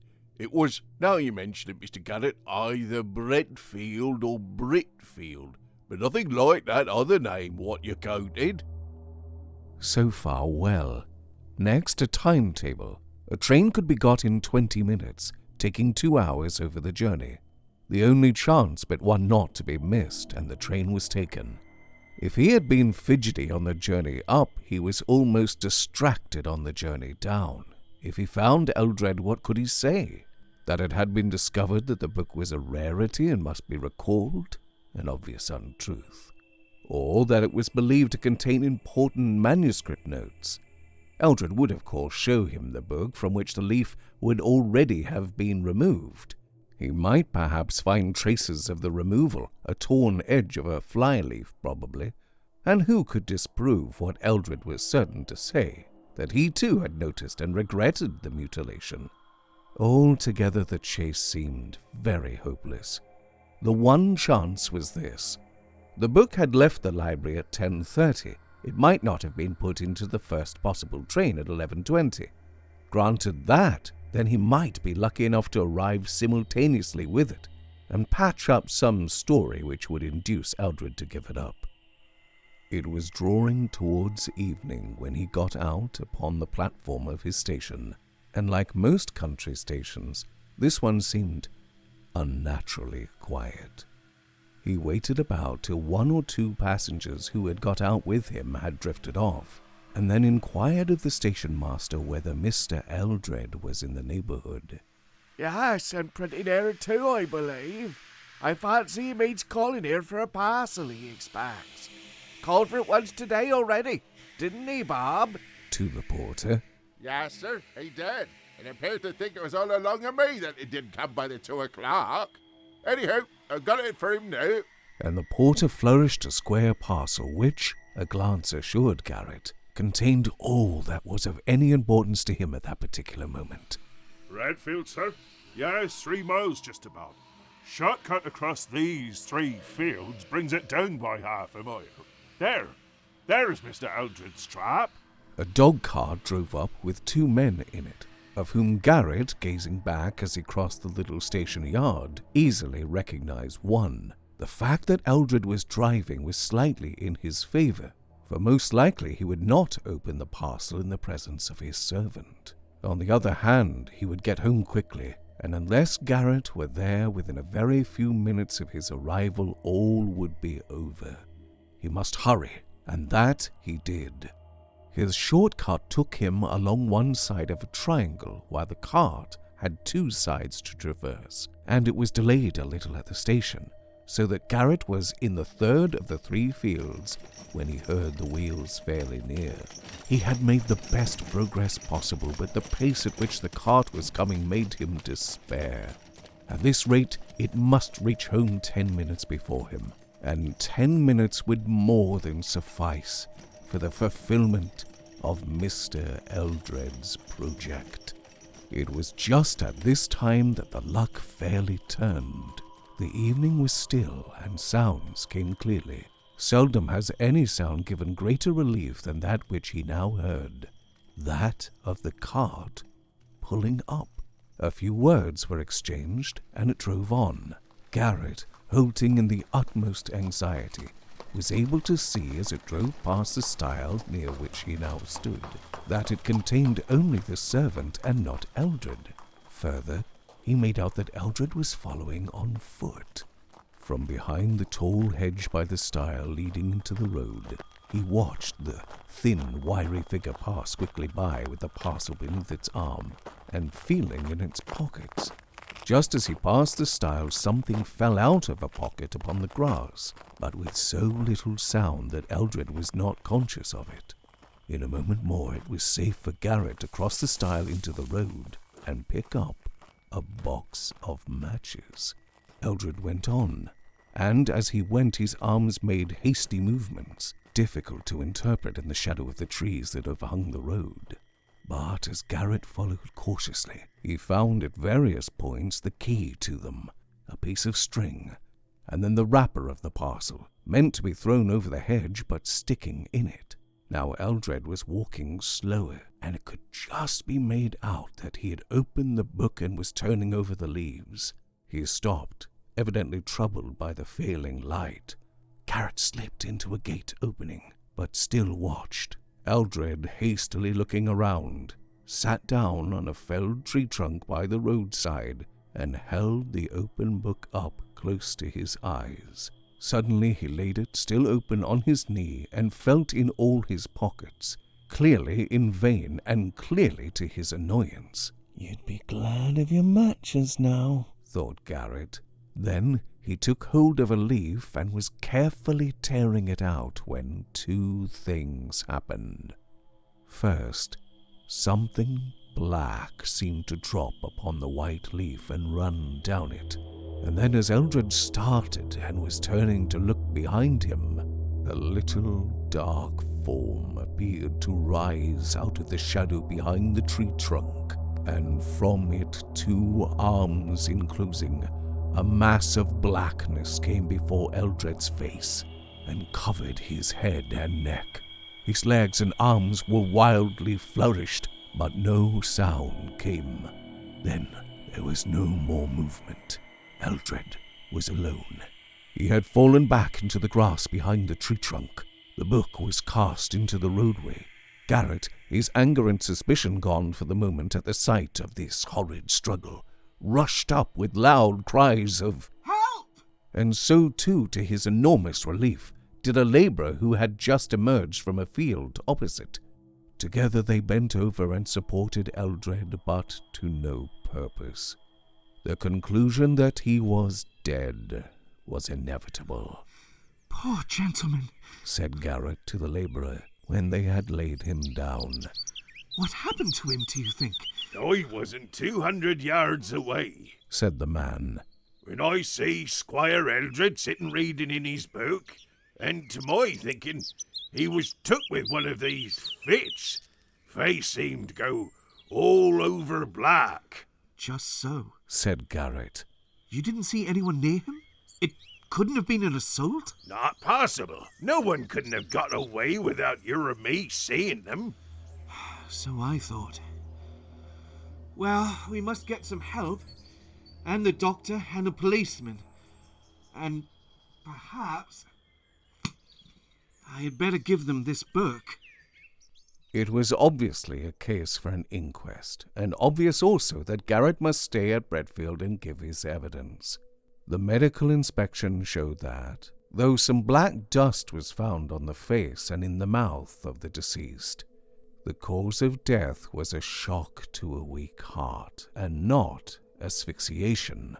The fateful book was produced, a respectable quarto printed wholly in Hebrew, and not of an aspect likely to excite even the most sensitive.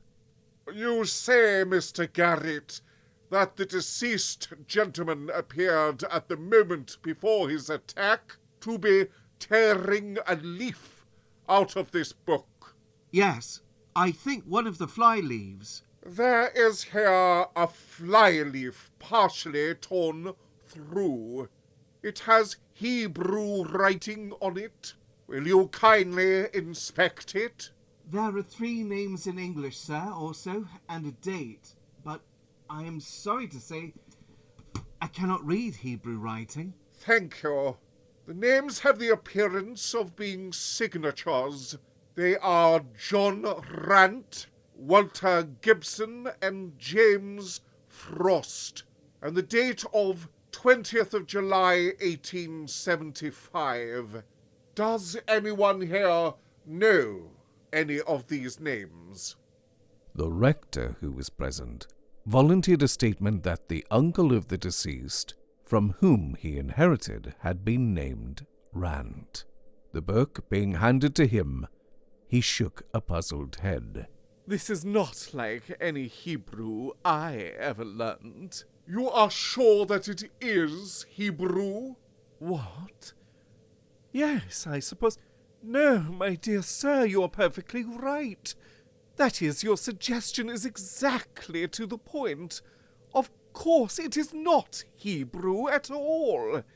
It is English, and it is a will." It did not take many minutes to show that there was indeed a will of Dr. John Rand, bequeathing the whole of the property lately held by John Eldred to Mrs. Mary Simpson. Clearly, the discovery of such a document would amply justify Mr. Eldred's agitation. As to the partial tearing of the leaf, the coroner pointed out that no useful purpose could be attained by speculations whose correctness it would never be possible to establish. The Tractate Middoth was naturally taken in charge by the coroner for further investigation, and Mr. Garrett explained privately to him the history of it, and the position of events so far as he knew or guessed them. He returned to his work next day, and on his walk to the station, passed the scene of Mr. Eldred's catastrophe. He could hardly leave it without another look, though the recollection of what he had seen there made him shiver. even on that bright morning. He walked round with some misgivings behind the felled tree. Something dark that still lay there made him start back for a moment, but it hardly stirred. Looking closer, he saw that it was a thick black mass of cobwebs, and as he stirred it gingerly with his stick, several large spiders ran out of it into the grass. There is no great difficulty in imagining the steps by which William Garrett, from being an assistant in a great library, attained to his present position of prospective owner of Bretfield Manor, now in the occupation of his mother-in-law, Mrs. Mary Simpson.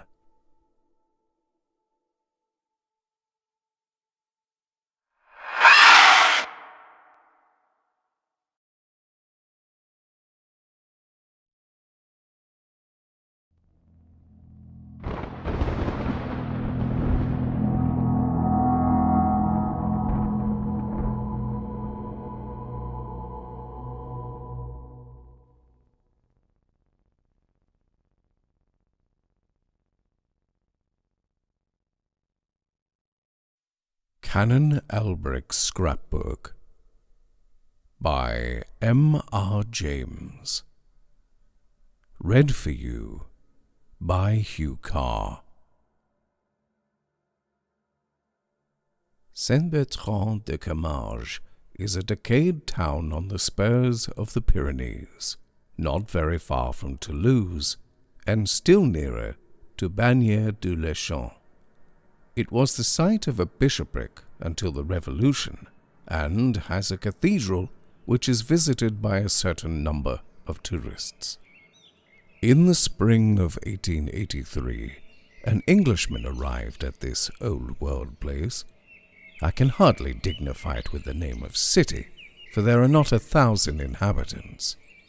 He was a Cambridge man who had come specially from Toulouse to see Sir Bertrand's church, and had left 2 friends, who were less keen archaeologists than himself, in their hotel at Toulouse, under promise to join him on the following morning, and all 3 would then pursue their journey in the direction of Auch.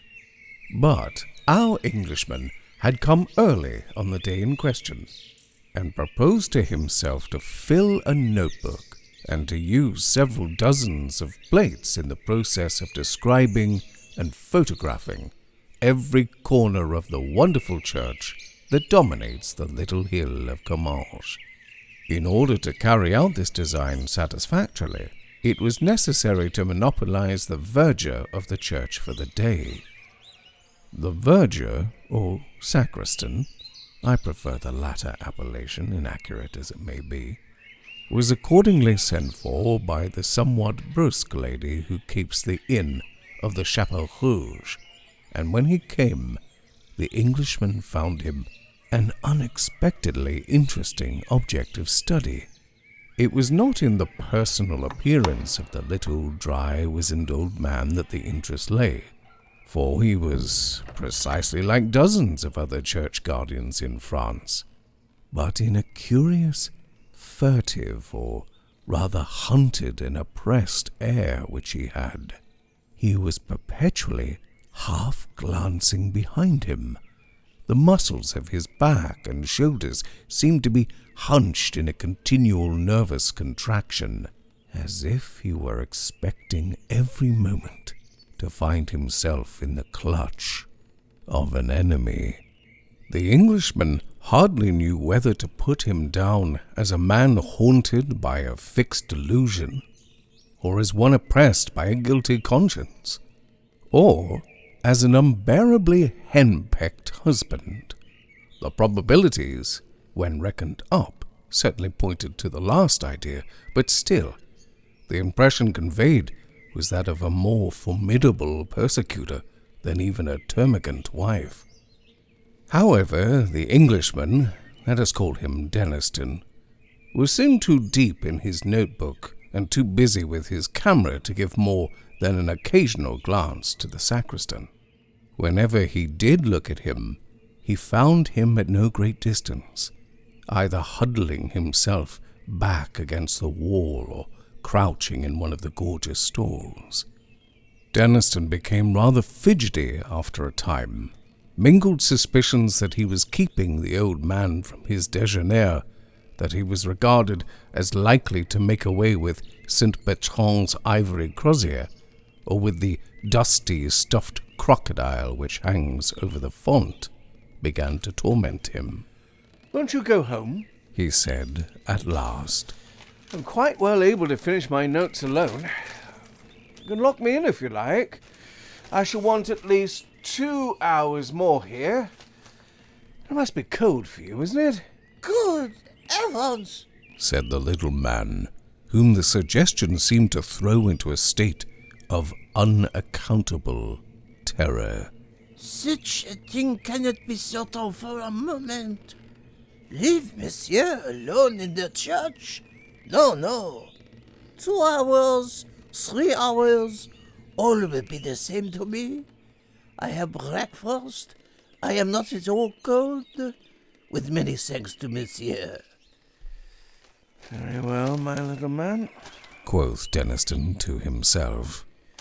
"You have been warned. You must take the consequences." Before the expiration of the 2 hours, the stalls, the enormous dilapidated organ, the choir screen of Bishop Jean de Mauleon, the remnants of glass and tapestry, and the objects in the treasure chamber had been well and truly examined. The sacristan still keeping at Deniston's heels, and every now and then whipping round as if he had been stung, when one or another of the strange noises that trouble a large empty building fell on his ear. Curious noises they were sometimes. "Once," Deniston said to me, "I could have sworn I heard a thin metallic voice laughing high up in the tower. I darted an inquiring glance at my sacristan. He was white to the lips. "It is he! It is no one! The door is locked," was all he said, and then we looked at each other for a full minute. Another little incident puzzled Deniston a good deal. He was examining a large, dark picture that hangs behind the altar, one of a series illustrating the miracles of St. Bertrand. The composition of the picture is well nigh indecipherable, but there is a Latin legend below, which runs thus: Qualite St. Bertrandus libervit hominem quem diabolus Dio volebat strangulare. How St. Bertrand delivered a man whom the devil long sought to strangle. Deniston was turning to the sacristan with a smile and a jocular remark of some sort on his lips, but he was confounded to see the old man on his knees, gazing at the picture with the eye of a suppliant in agony, his hands tightly clasped, and a rain of tears on his cheeks. Deniston, naturally, pretended to have noticed nothing, but the question would not go away from him. Why should a daub of this kind affect anyone so strongly? He seemed to himself to be getting some sort of clue to the reason of the strange look that had been puzzling him all day. The man must be a monomaniac. But what was his monomania? It was nearly 5 o'clock. The short day was drawing in, and the church began to fill with shadows, while the curious noises, the muffled footfalls, and distant talking voices that had been perceptible all day seemed, no doubt because of the fading light and the consequently quickened sense of hearing, to become more frequent and insistent. The sacristan began for the first time to show signs of hurry and impatience. He heaved a sigh of relief when camera and notebook were finally packed up and stowed away, and hurriedly beckoned Denniston to the western door of the church under the tower. It was time to ring the Angelus. A few pulls at the reluctant rope, and the great bell Bertrande, high in the tower, began to speak, and swung her voice up among the pines and down to the valleys, loud with mountain streams, calling the dwellers on those lonely hills to remember and repeat the salutation of the angel to her whom he called blessed among women. With that, a profound quiet seemed to fall for the first time that day upon the little town, and Denniston and the sacristan went out of the church. On the doorstep they fell into conversation. Monsieur seemed to interest himself in the old choir books in the sacristy. Undoubtedly.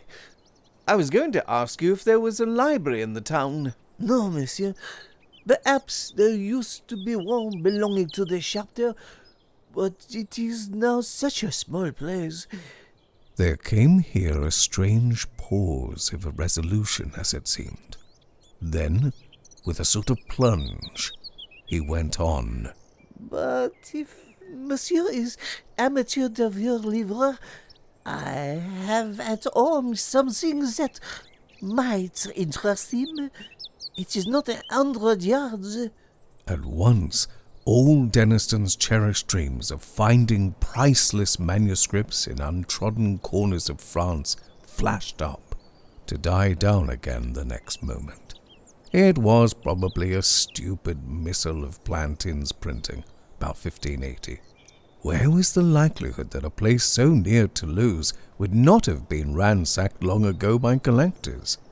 However, it would be foolish not to go. He would reproach himself forever after if he refused. So they set off. On the way, the curious irresolution and sudden determination of the sacristan recurred to Denniston, and he wondered in a shamefaced way whether he was being decoyed into some purlieu to be made away with as a supposed rich Englishman. He contrived, therefore, to begin talking with his guide, and to drag in rather clumsy fashion, the fact that he expected 2 friends to join him early the next morning. To his surprise, the announcement seemed to relieve the sacristan at once of some of the anxiety that oppressed him. That is well, he said quite brightly. That is very well. Monsieur will travel in company with his friends. They will always be near him. It is a good thing to travel thus in company. Sometimes. The last word appeared to be added as an afterthought, and to bring with it a relapse into gloom for the poor little man. They were soon at the house, which was one rather larger than its neighbours, stone-built, with a shield carved over the door. The shield of Alberic de Moulion, a collateral descendant, Denniston tells me, of Bishop Jean de Moulion. This Alberic was a canon of Comminges from 1680 to 1701. The upper windows of the mansion were boarded up, and the whole place bore, as does the rest of Comminges, the aspect of decaying age. Arrived on his doorstep, the sacristan paused a moment. Perhaps, he said, perhaps after all, monsieur has not the time. Not at all. Lot of time. Nothing to do till tomorrow. Let us see what it is you've got. The door was opened at this point, and a face looked out. A face far younger than the sacristan's, but bearing something of the same distressing look. Only here it seemed to be the mark not so much of fear for personal safety, as of acute anxiety on behalf of another. Plainly, the owner of the face was the sacristan's daughter, and, but for the expression I have described, she was a handsome girl enough. She brightened up considerably on seeing her father accompanied by an able-bodied stranger.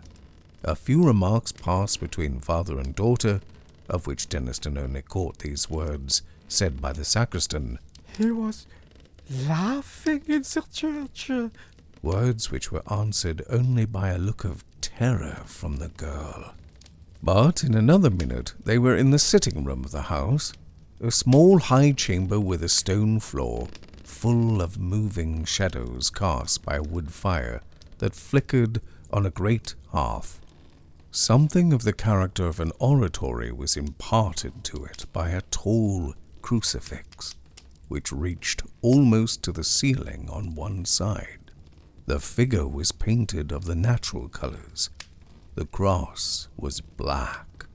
Under this stood a chest of some age and solidity, and when a lamp had been brought and chairs set, the sacristan went to this chest and produced therefrom, with growing excitement and nervousness, as Denniston thought, a large book wrapped in a white cloth, on which cloth a cross was rudely embroidered in red thread. Even before the wrapping had been removed, Denniston began to be interested by the size and shape of the volume. Too large for a missal, he thought, and not the shape of an antiphona. Perhaps it may be something good after all. The next moment the book was open, and Denniston felt that he had at last lit upon something better than good. Before him lay a large folio, bound perhaps late in the 17th century, with the arms of Canon Alberic de Moulion stamped in gold on the sides. There may have been 150 leaves of paper in the book, and on almost every one of them was fastened a leaf from an illuminated manuscript. Such a collection Denniston had hardly dreamed of in his wildest moments. Here were 10 leaves from a copy of Genesis illustrated with pictures, which could not be later than AD 700. Further on was a complete set of pictures from a Psalter of English execution, of the very finest kind that the 13th century could produce. And, perhaps best of all, there were 20 leaves of unsure writing in Latin, which, as a few words seen here and there told him at once, must belong to some very early unknown patristic treatise. Could it possibly be a fragment of the copy of Papias on the words of our Lord, which was known to have existed as late as the 12th century at Nîmes? In any case, his mind was made up. That book must return to Cambridge with him, even if he had to draw the whole of his balance from the bank and stay at St. Bertrand till the money came. He glanced up at the sacristan to see if his face yielded any hint that the book was for sale. The sacristan was pale, and his lips were working. "If monsieur will turn on to the end," he said. So monsieur turned on, meeting new treasures at every rise of a leaf. And at the end of the book he came upon 2 sheets of paper of much more recent date than anything he had yet seen, which puzzled him considerably. They must be contemporary, he decided, with the unprincipled Canon Alberic, who had doubtless plundered the chapter library of St. Bertrand to form this priceless scrapbook. On the first of the paper sheets was a plan, carefully drawn and instantly recognizable by a person who knew the ground, of the south aisle and cloisters of St. Bertrand. There were curious signs looking like planetary symbols, and a few Hebrew words in the corners, and in the northwest angle of the cloister was a cross drawn in gold paint. Below the plan were some lines of writing in Latin, which ran thus: Responde 12 Middoth 1694 interrogatum est inveniamni respondum est invenius fiamni dives fies vivamni invidendus vives Mariani in lecto mio ita. Answers of the 12th of December 1694. It was asked, shall I find it? Answer, thou shalt. Shall I become rich? Thou wilt. Shall I live an object of envy? Thou wilt. Shall I die in my bed? Thou wilt. Good specimen of the treasure hunter's record. Quite reminds one of Mr. Minor Canon Quatermain in Old St. Paul's, was Deniston's comment, and he turned the leaf. What he then saw impressed him, as he has often told me, more than he could have conceived any drawing or picture capable of impressing him. And though the drawing he saw is no longer in existence, there is a photograph of it, which I possess, which fully bears out that statement. The picture in question was a sepia drawing at the end of the 17th century, representing, one would say at first, a biblical scene. For the architecture, the picture represented an interior, and the figures had that semi-classical flavor about them which the artists of 200 years ago thought appropriate to illustrations of the Bible. On the right was a king on his throne, the throne elevated on 12 steps, a canopy overhead, soldiers on either side, evidently King Solomon. He was bending forward with outstretched scepter. In attitude of command, his face expressed horror and disgust, yet there was in it also the mark of imperious command and confident power. The left of the picture was the strangest, however, the interest plainly centered there. On the pavement before the throne were grouped 4 soldiers, surrounding a crouching figure which must be described in a moment. The 5th soldier lay dead on the pavement, his neck distorted, and his eyeballs starting from his head. The 4 surrounding guards were looking at the king. In their faces, the sentiment of horror was intensified. They seemed, in fact, only restrained from flight by their implicit trust in their master. All this terror was plainly excited by the being that crouched in their midst. I entirely despair of conveying by any words the impression which this figure makes upon anyone who looks at it. I recollect once showing the photograph of the drawing to a lecturer on morphology, a person of, I was going to say, abnormally sane and unimaginative habits of mind. He absolutely refused to be alone for the rest of that evening, and he told me afterwards that for many nights he had not dared to put out his light before going to sleep. However, the main traits of the figure I can at least indicate. At first, you saw only a mass of coarse, matted black hair. Presently it was seen that this covered a body of fearful thinness, almost a skeleton, with the muscles standing out like wires.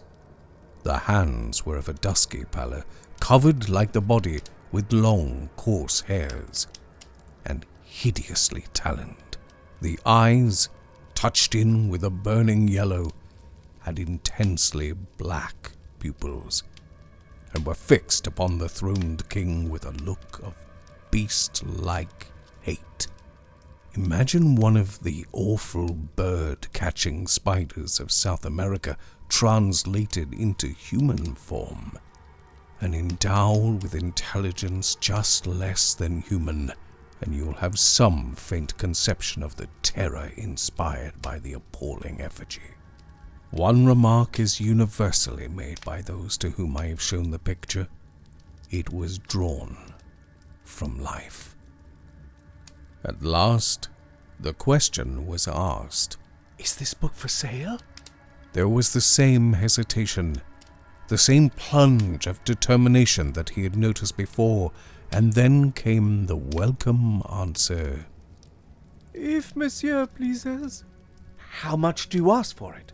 I will take 250 francs. This was confounding. Even a collector's conscience is sometimes stirred, and Deniston's conscience was tenderer than a collector's. My good man, He said, again and again. your book is worth far more than 250 francs, I assure you, far more. But the answer did not vary. I will take 250 francs. Not more. There was really no possibility of refusing such a chance.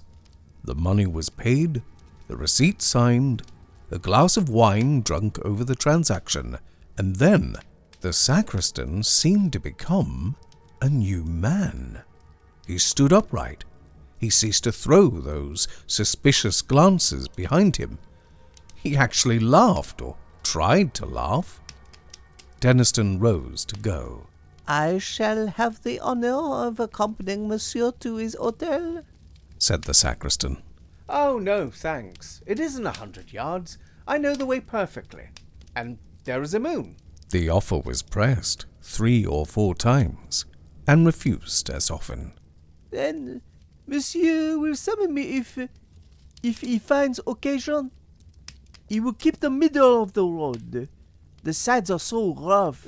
Certainly, certainly, said Deniston, who was impatient to examine his prize by himself, and he stepped out into the passage with his book under his arm. Here he was met by the daughter. She, it appeared, was anxious to do a little business on her own account, perhaps, like Gehazi, to take somewhat from the foreigner whom her father had spared. A silver crucifix and chain for the neck, monsieur, would perhaps be good enough to accept it. Well, really, Deniston hadn't much use for these things. What did mademoiselle want for it? Nothing in the world. Monsieur is more than welcome to it. The tone in which this and much more was said was unmistakably genuine, so that Deniston was reduced to profuse thanks, and submitted to have the chain put round his neck. It really seemed as if he had rendered the father and daughter some service which they hardly knew how to repay. As he set off with his book, they stood at the door, looking after him, and they were still looking when he waved them a last good night from the steps of the Chapelle Rouge. Dinner was over, and Deniston was in his bedroom, shut up alone with his acquisition. The landlady had manifested a particular interest in him, since he had told her that he had paid a visit to the sacristan and bought an old book from him. He thought, too, that he had heard a hurried dialogue between her and the said sacristan in the passage outside the salle à manger, some words to the effect that Pierre and Bertrand would be sleeping in the house, had closed the conversation. All this time, a growing feeling of discomfort had been creeping over him, nervous reaction perhaps, after the delight of his discovery. Whatever it was, it resulted in a conviction that there was someone behind him, and that he was far more comfortable with his back to the wall All this, of course, weighed light in the balance as against the obvious value of the collection he had acquired. And now, as I said, he was alone in his bedroom, taking stock of Canon Alberic's treasures, in which every moment revealed something more charming. Bless Canon Alberic, said Deniston, who had an inveterate habit of talking to himself. I wonder where he is now. Dear me, I wish that landlady would learn to laugh in a more cheering manner. Makes one feel as if there was someone dead in the house. Half a pint more, did you say? I think perhaps you're right. I wonder what that crucifix is that the young woman insisted on giving me. Last century, I suppose. Yes, probably. It is rather a nuisance of a thing to have round one's neck. Just too heavy. Most likely your father has been wearing it for years. I think I might give it a clean up before I put it away. He had taken the crucifix off and laid it on the table when his attention was caught by an object lying on the red cloth just by his left elbow. 2 or 3 ideas of what it might be flitted through his brain with their own incalculable quickness. A pen wiper? No such thing in the house. A rat? No, too black. A large spider? I trust to goodness not. No. Good God. A hand. Like the hand in that picture. In another infinitesimal flash he had taken it in. Pale, dusky skin, covering nothing but bones and tendons of appalling strength. Coarse black hairs, longer than ever grew on a human hand. Nails rising from the ends of the fingers and curving sharply down and forward, grey, horny and wrinkled. He flew out of his chair with deadly, inconceivable terror clutching at his heart. The shape, whose left hand rested on the table, was rising to a standing posture behind his seat, its right hand crooked above his scalp. There was black and tattered drapery about it. The coarse hair covered it, as in the drawing. The lower jaw was thin. What can I call it? Shallow, like a beast's. Teeth showed behind the black lips. There was no nose. The eyes, of a fiery yellow against which the pupils showed black and intense. And the exulting hate and thirst to destroy life which shone there were the most horrifying features in the whole vision. There was intelligence of a kind in them, intelligence beyond that of a beast, below that of a man. The feelings which this horror stirred in Deniston were the intensest physical fear and the most profound mental loathing. What did he do? What could he do? He has never been quite certain what words he said, but he knows that he spoke, that he grasped blindly at the silver crucifix, that he was conscious of a movement towards him on the part of the demon, and that he screamed with the voice of an animal in hideous pain. Pierre and Bertrand, the 2 sturdy little serving men who rushed in, saw nothing, but felt themselves thrust aside by something that passed out between them, and found Deniston in a swoon. They sat up with him that night, and his 2 friends were at St. Bertrand by 9 o'clock next morning. He himself though still shaken and nervous, was almost himself by that time, and his story found credence with them, though not until they had seen the drawing and talked with the sacristan. Almost at dawn the little man had come to the inn on some pretense, and had listened with the deepest interest to the story related by the landlady. He showed no surprise. It is he! It is he! I have seen him myself, was his only comment, and to all questionings but one reply was vouchsafed. Des fois je l'ai vu, mille fois je l'ai senti. He would tell them nothing of the provenance of the book, nor any details of his experiences. I shall soon sleep, and my rest will be sweet. Why should you trouble me? He said. We shall never know what he or Canon Alberic de Meulion suffered.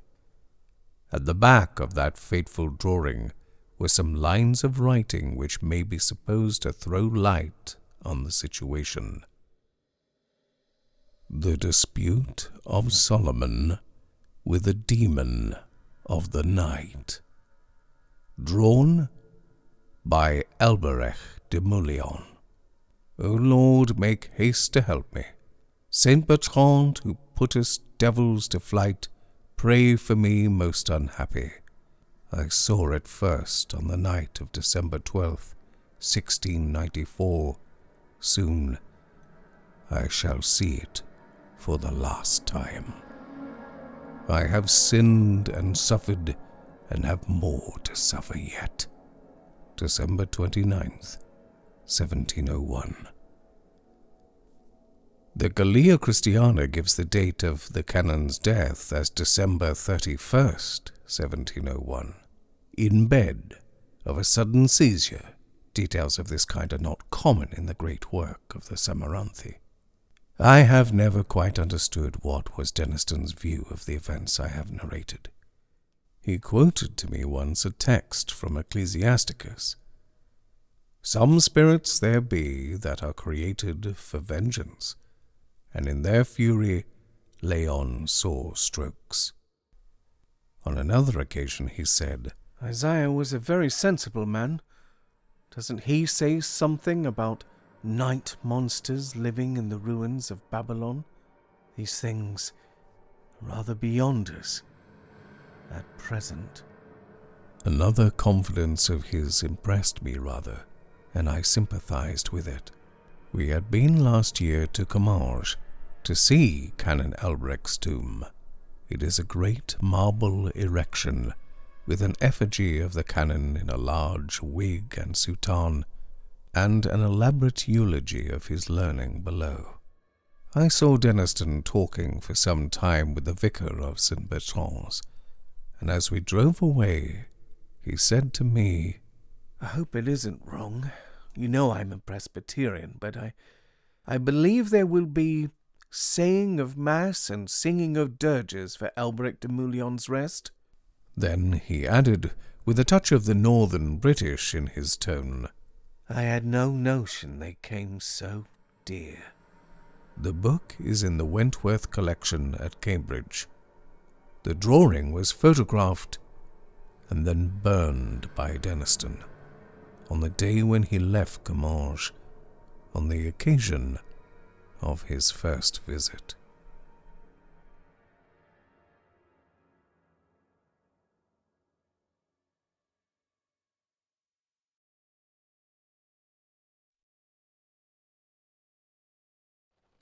Please help the channel by pushing the like button and leaving a comment below.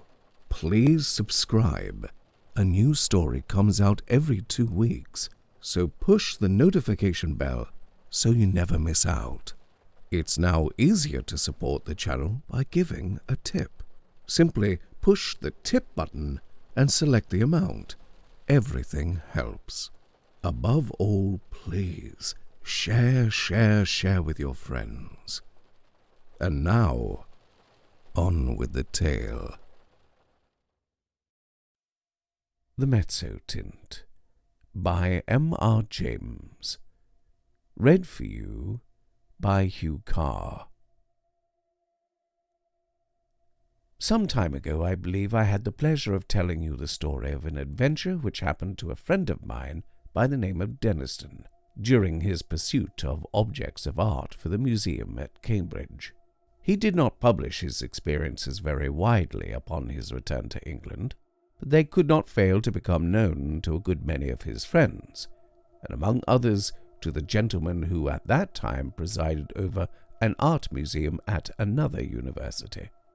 It was to be expected that the story should make a considerable impression on the mind of a man whose vocation lay in lines similar to Denniston's, and that he should be eager to catch at any explanation of the matter which tended to make it seem improbable that he should ever be called upon to deal with so agitating an emergency.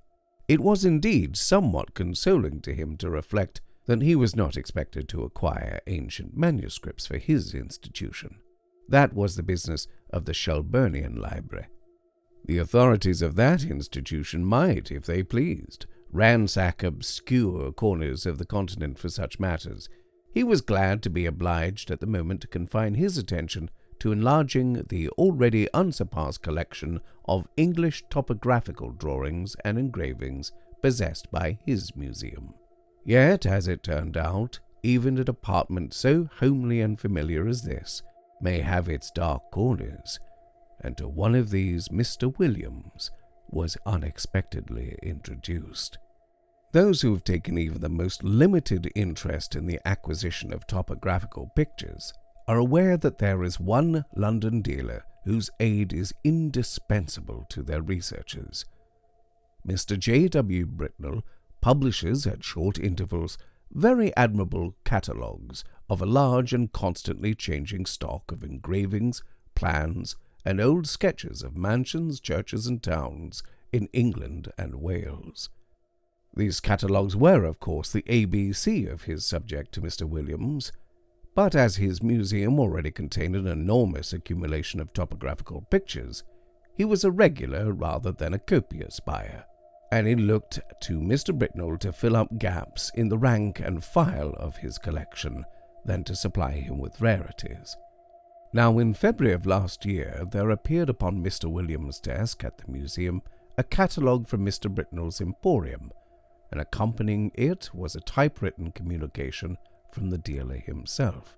This latter ran as follows: Dear Sir, we beg to draw your attention to number 978 in our accompanying catalogue, which we shall be glad to send on approval.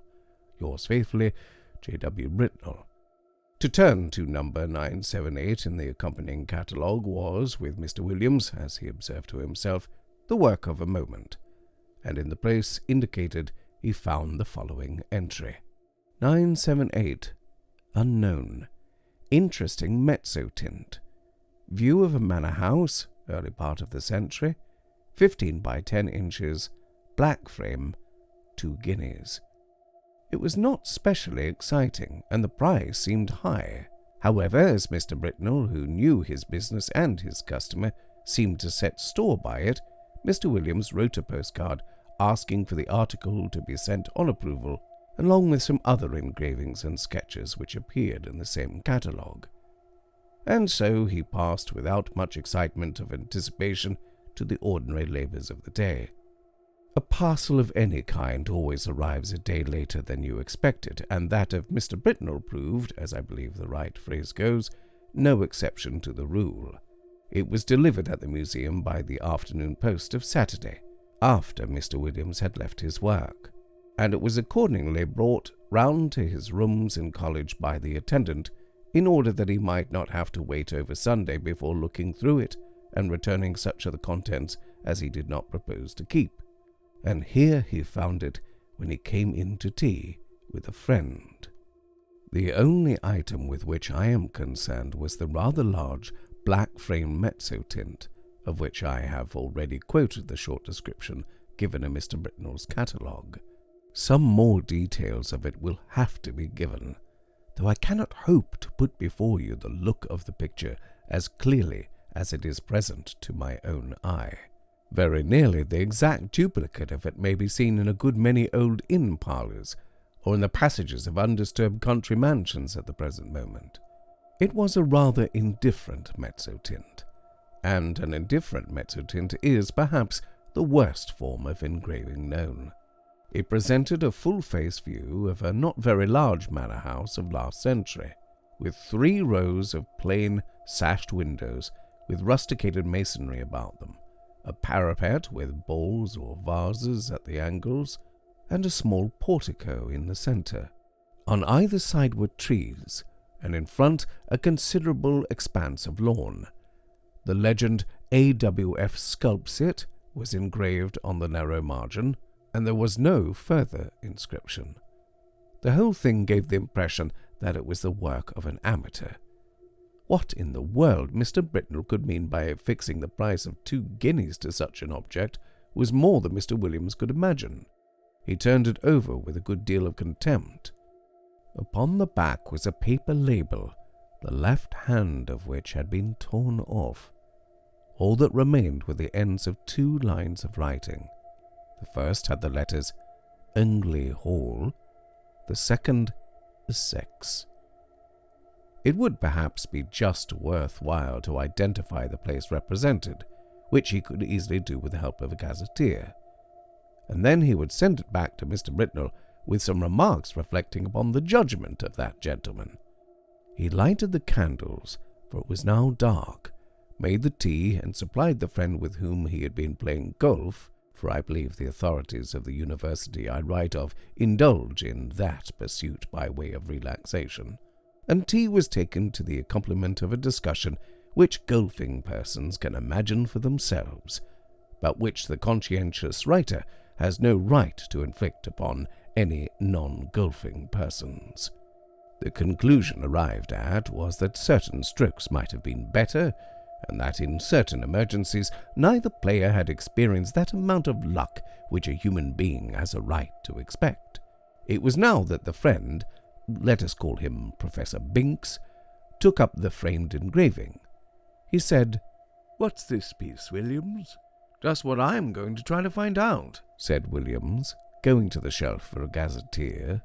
"Look at the back. Somethingly Hall, either in Sussex or Essex. After name's gone, you see. You don't happen to know it, I suppose? It's from that man Britnell, I suppose, isn't it?" said Binks. "Is it for the museum? Well, I think I should buy it if the price was 5 shillings, said Williams. But for some unearthly reason he wants 2 guineas for it. I can't conceive why. It's a wretched engraving, and there aren't even any figures to give it life." "It's not worth 2 guineas, I should think," said Binks. "I don't think it's so badly done. The moonlight seems rather good to me, and I should have thought there were figures, or at least a figure, just on the edge in front. Let's look," said Williams. "Well, it's true the light is rather cleverly given. Where's your figure? Oh, yes, just the head, in the very front of the picture." And indeed there was, hardly more than a black blot on the extreme edge of the engraving. The head of a man or woman, a good deal muffed up, the back turned to the spectator and looking towards the house. Williams had not noticed it before. "Still," he said, "though it's a cleverer thing than I thought, I can't spend 2 guineas of museum money on a picture of a place I don't know." Professor Binks had his work to do and soon went, and very nearly up to hall time Williams was engaged in a vain attempt to identify the subject of his picture. "If the vowel before the NG had only been left, it would have been easy enough," he thought. "But as it is, the name may be anything from Guestingley to Langley. There are many more names ending like this than I thought. This rotten book has no index of terminations." Hall in Mr. Williams' college was at 7. It need not be dwelt upon, the less so as he met there colleagues who had been playing golf during the afternoon, and words with which we have no concern were freely banded across the table, merely golfing words, I would hasten to explain. I suppose an hour or 2 to have been spent in what is called common room after dinner, Later in the evening, some few retired to William's rooms, and I have little doubt that whist was played and tobacco smoked. During a lull in these operations, Williams picked up the Mezzotint from the table without looking at it, and handed it to a person mildly interested in art, telling him where it had come from and the other particulars which we already know. The gentleman took it carelessly, looked at it, then said in a tone of some interest, "It's really a very good piece of work, Williams. It has quite a feeling of the Romantic period. The light is admirably managed, it seems to me, and the figure, though it's rather too grotesque, is somehow very impressive." Yes, isn't it? said Williams, who was just then busy giving whisky and soda to others of the company, and was unable to come across the room to look at the view again. It was by this time rather late in the evening, and the visitors were on the move. After they went, Williams was obliged to write a letter or two and clear up some odd bits of work. At last, some time past midnight, he was disposed to turn in, and he put out his lamp after lighting his bedroom candle. The picture lay face upwards on the table where the last man who looked at it had put it, and it caught his eye as he turned the lamp down. What he saw made him nearly drop the candle on the floor, and he declares now that if he had been left in the dark at that moment, he would have had a fit. But as that did not happen, he was able to put down the light on the table and take a good look at the picture. It was indubitable, rankly impossible, no doubt, but absolutely certain. In the middle of the lawn in front of the unknown house, there was a figure where no figure had been at 5 o'clock that afternoon. It was crawling on all fours towards the house, and it was muffled in a strange black garment with a white cross on the back. I do not know what is the ideal course to pursue in a situation of this kind. I can only tell you what Mr. Williams did. He took the picture by one corner and carried it across the passage to a second set of rooms which he possessed. There he locked it up in a drawer, sported the doors of both sets of rooms, and retired to bed. But first he wrote out and signed an account of the extraordinary change which the picture had undergone since it had come into his possession. Sleep visited him rather late, but it was consoling to reflect that the behavior of the picture did not depend upon his own unsupported testimony. Evidently the man who had looked at it the night before had seen something of the same kind as he had. Otherwise he might have been tempted to think that something gravely wrong was happening either to his eyes or to his mind. This possibility being fortunately precluded, two matters awaited him on the morrow. He must take stock of the picture very carefully, and call in a witness for the purpose, and he must make a determined effort to ascertain what house it was that was represented.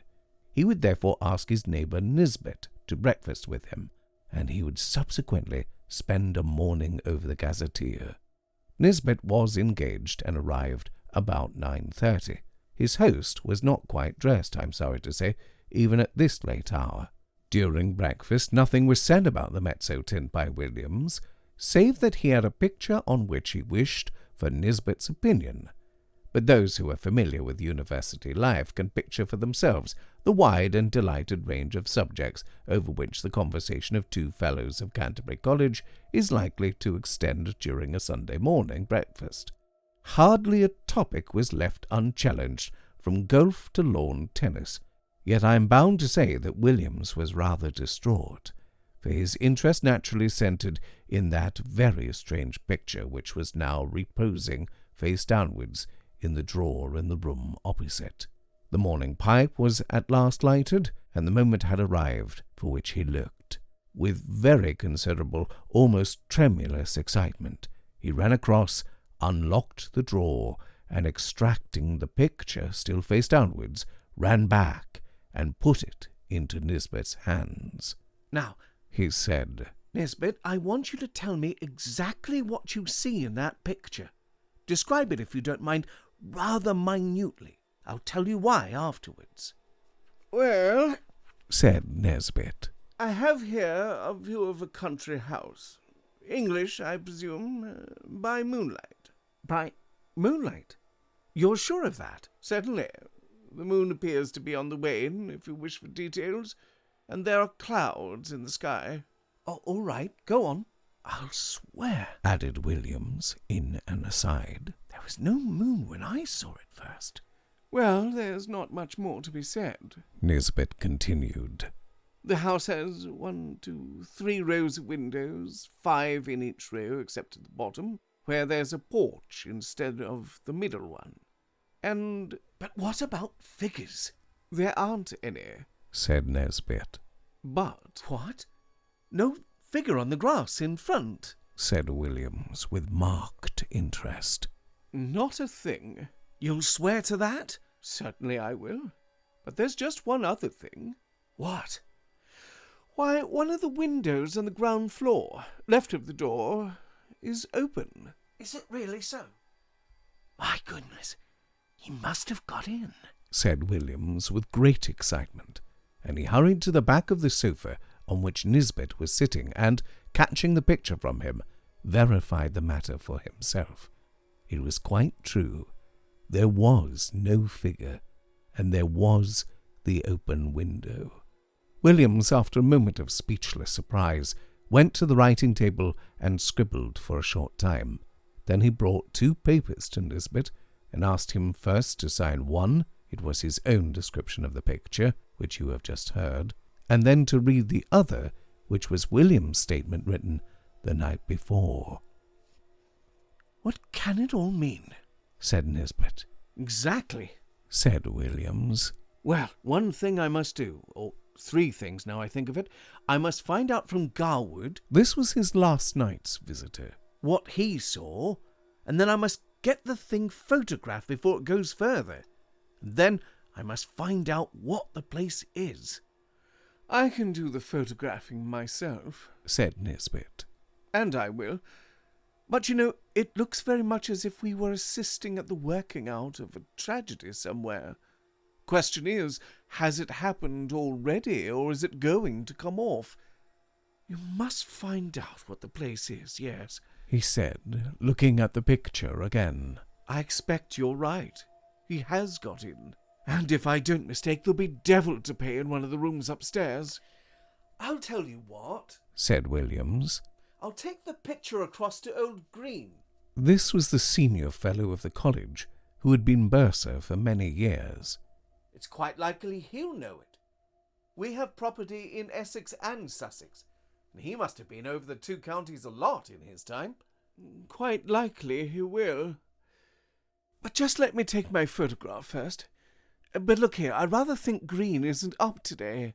He wasn't in hall last night, and I think I heard him say he was going down for the Sunday. That's true, too, said Williams. I know, he's gone to Brighton.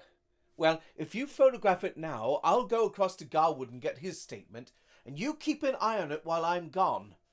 I'm beginning to think 2 guineas is not a very exorbitant price for it now.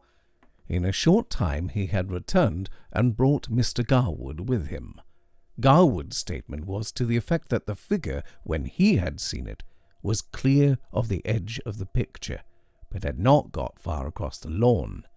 He remembered a white mark on the back of its drapery, but could not have been sure it was a cross.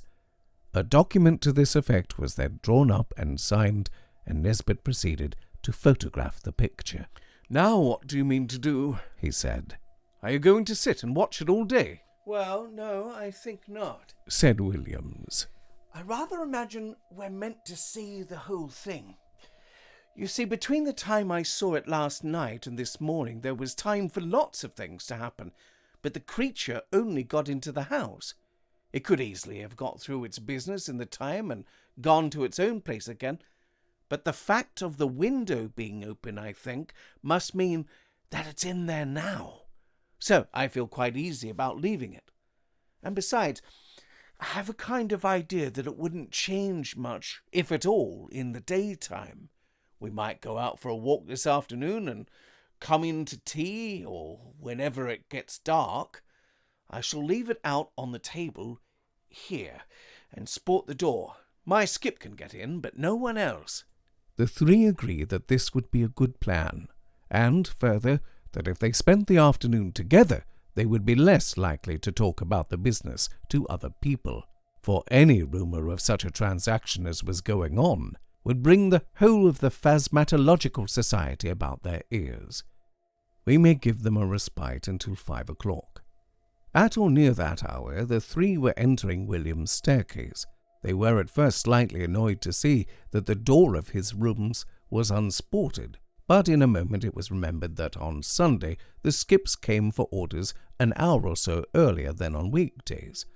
However, a surprise was awaiting them. The first thing they saw was the picture leaning up against a pile of books on the table as it had been left, and the next thing was William Skip, seated on a chair opposite, gazing at it with undisguised horror. How was this? Mr. Filcher, the name is not my own invention, was a servant of considerable standing, and set the standard of etiquette to all his own college and to several neighbouring ones. And nothing could be more alien to his practice than to be found sitting on his master's chair, or appearing to take any particular notice of his master's furniture or pictures. Indeed, he seemed to feel this himself. He started violently when the three men were in the room, and got up with a marked effort. Then he said, I ask your pardon, sir, for taking such a freedom as to sit down. Not at all, Robert, interposed Mr. Williams. I was meaning to ask you sometime what you thought of that picture. Well, sir, of course I don't set up my opinion again yours, but it ain't the picture I should hang where my little girl could see it, sir. Wouldn't you, Robert? Why not? No, sir.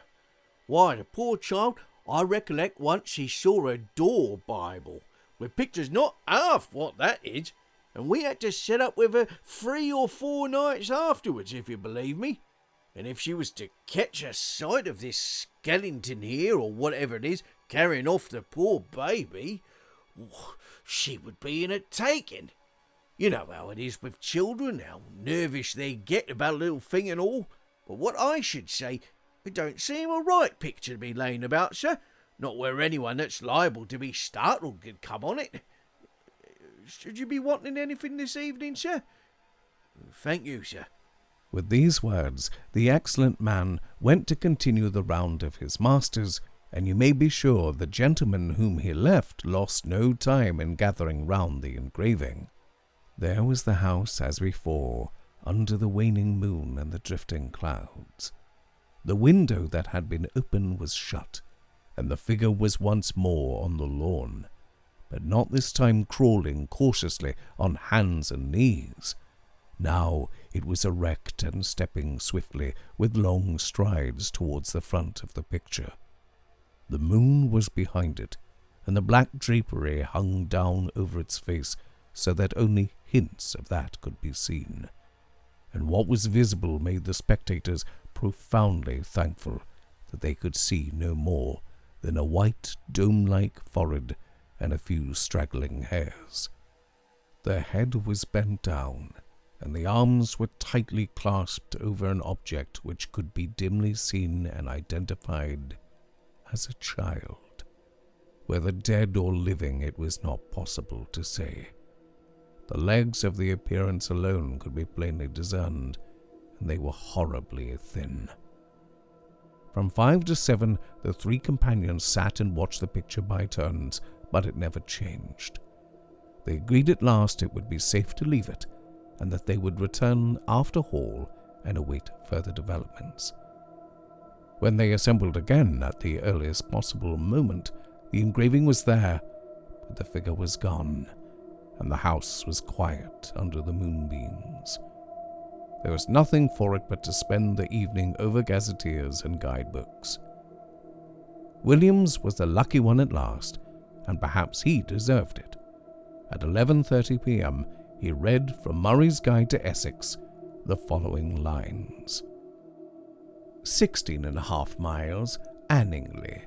The church has been an interesting building of Norman date, but was extensively classicized in the last century. It contains the tomb of the family of Francis, whose mansion, Anningley Hall, a solid Queen Anne house, stands immediately beyond the churchyard in a park of about 80 acres.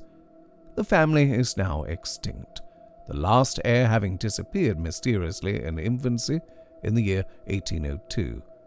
The father, Mr. Arthur Francis, was locally known as a talented amateur engraver in Mezzotint. After his son's disappearance, he lived in complete retirement at the Hall and was found dead in his studio on the 3rd anniversary of the disaster, having just completed an engraving of the house, impressions of which are of considerable rarity. This looked like the business, and indeed Mr. Green on his return at once identified the house as Anningley Hall. Is there any kind of explanation of the figure, Green? Was the question which Williams naturally asked. I don't know, I'm sure, Williams. What used to be said in the place when I first knew it, which was before I came up here, was just this. Old Francis was always very much down on these poaching fellows, and whenever he got the chance, he used to get a man whom he suspected of it turned off the estate, and by degrees he got rid of them all but one. Squires could do a lot of things then that they daren't think of now. Well, this man that was left was what you find pretty often in that country, the last remnants of a very old family.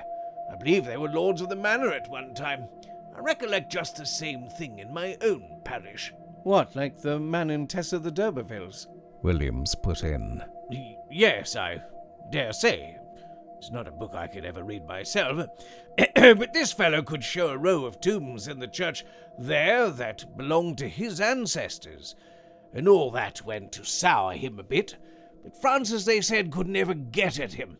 He always kept just on the right side of the law, until one night the keepers found him at it in a wood right at the end of the estate. I could show you the place now. It marches with some land that used to belong to an uncle of mine. And you can imagine there was a row, and this man, Gordy, that was his name to be sure, Gordy, I thought I should get it, Gordy. He was unlucky enough, poor chap, to shoot a keeper. Well, that was what Francis wanted, and grand juries, you know what they would have been then, and poor Gordy was strung up in double quick time. And I've been shown the place he was buried in on the north side of the church.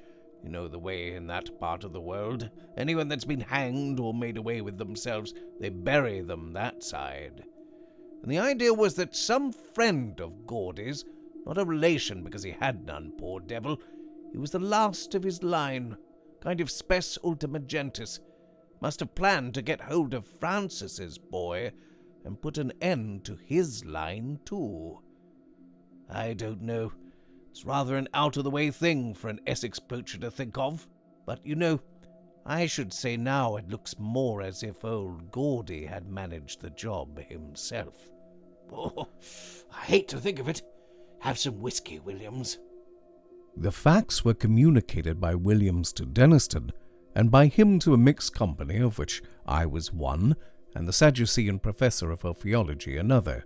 I am sorry to say that the latter, when asked what he thought of it, only remarked, "Oh, those Bridgford people will say anything," a sentiment which met with the reception it deserved. I have only to add that the picture is now in the Ashleyan Museum, that it has been treated with a view of discovering whether sympathetic ink has been used in it, but without effect, that Mr. Britnell knew nothing of it save that he was sure it was uncommon, and that, though carefully watched, it has never been known to change again.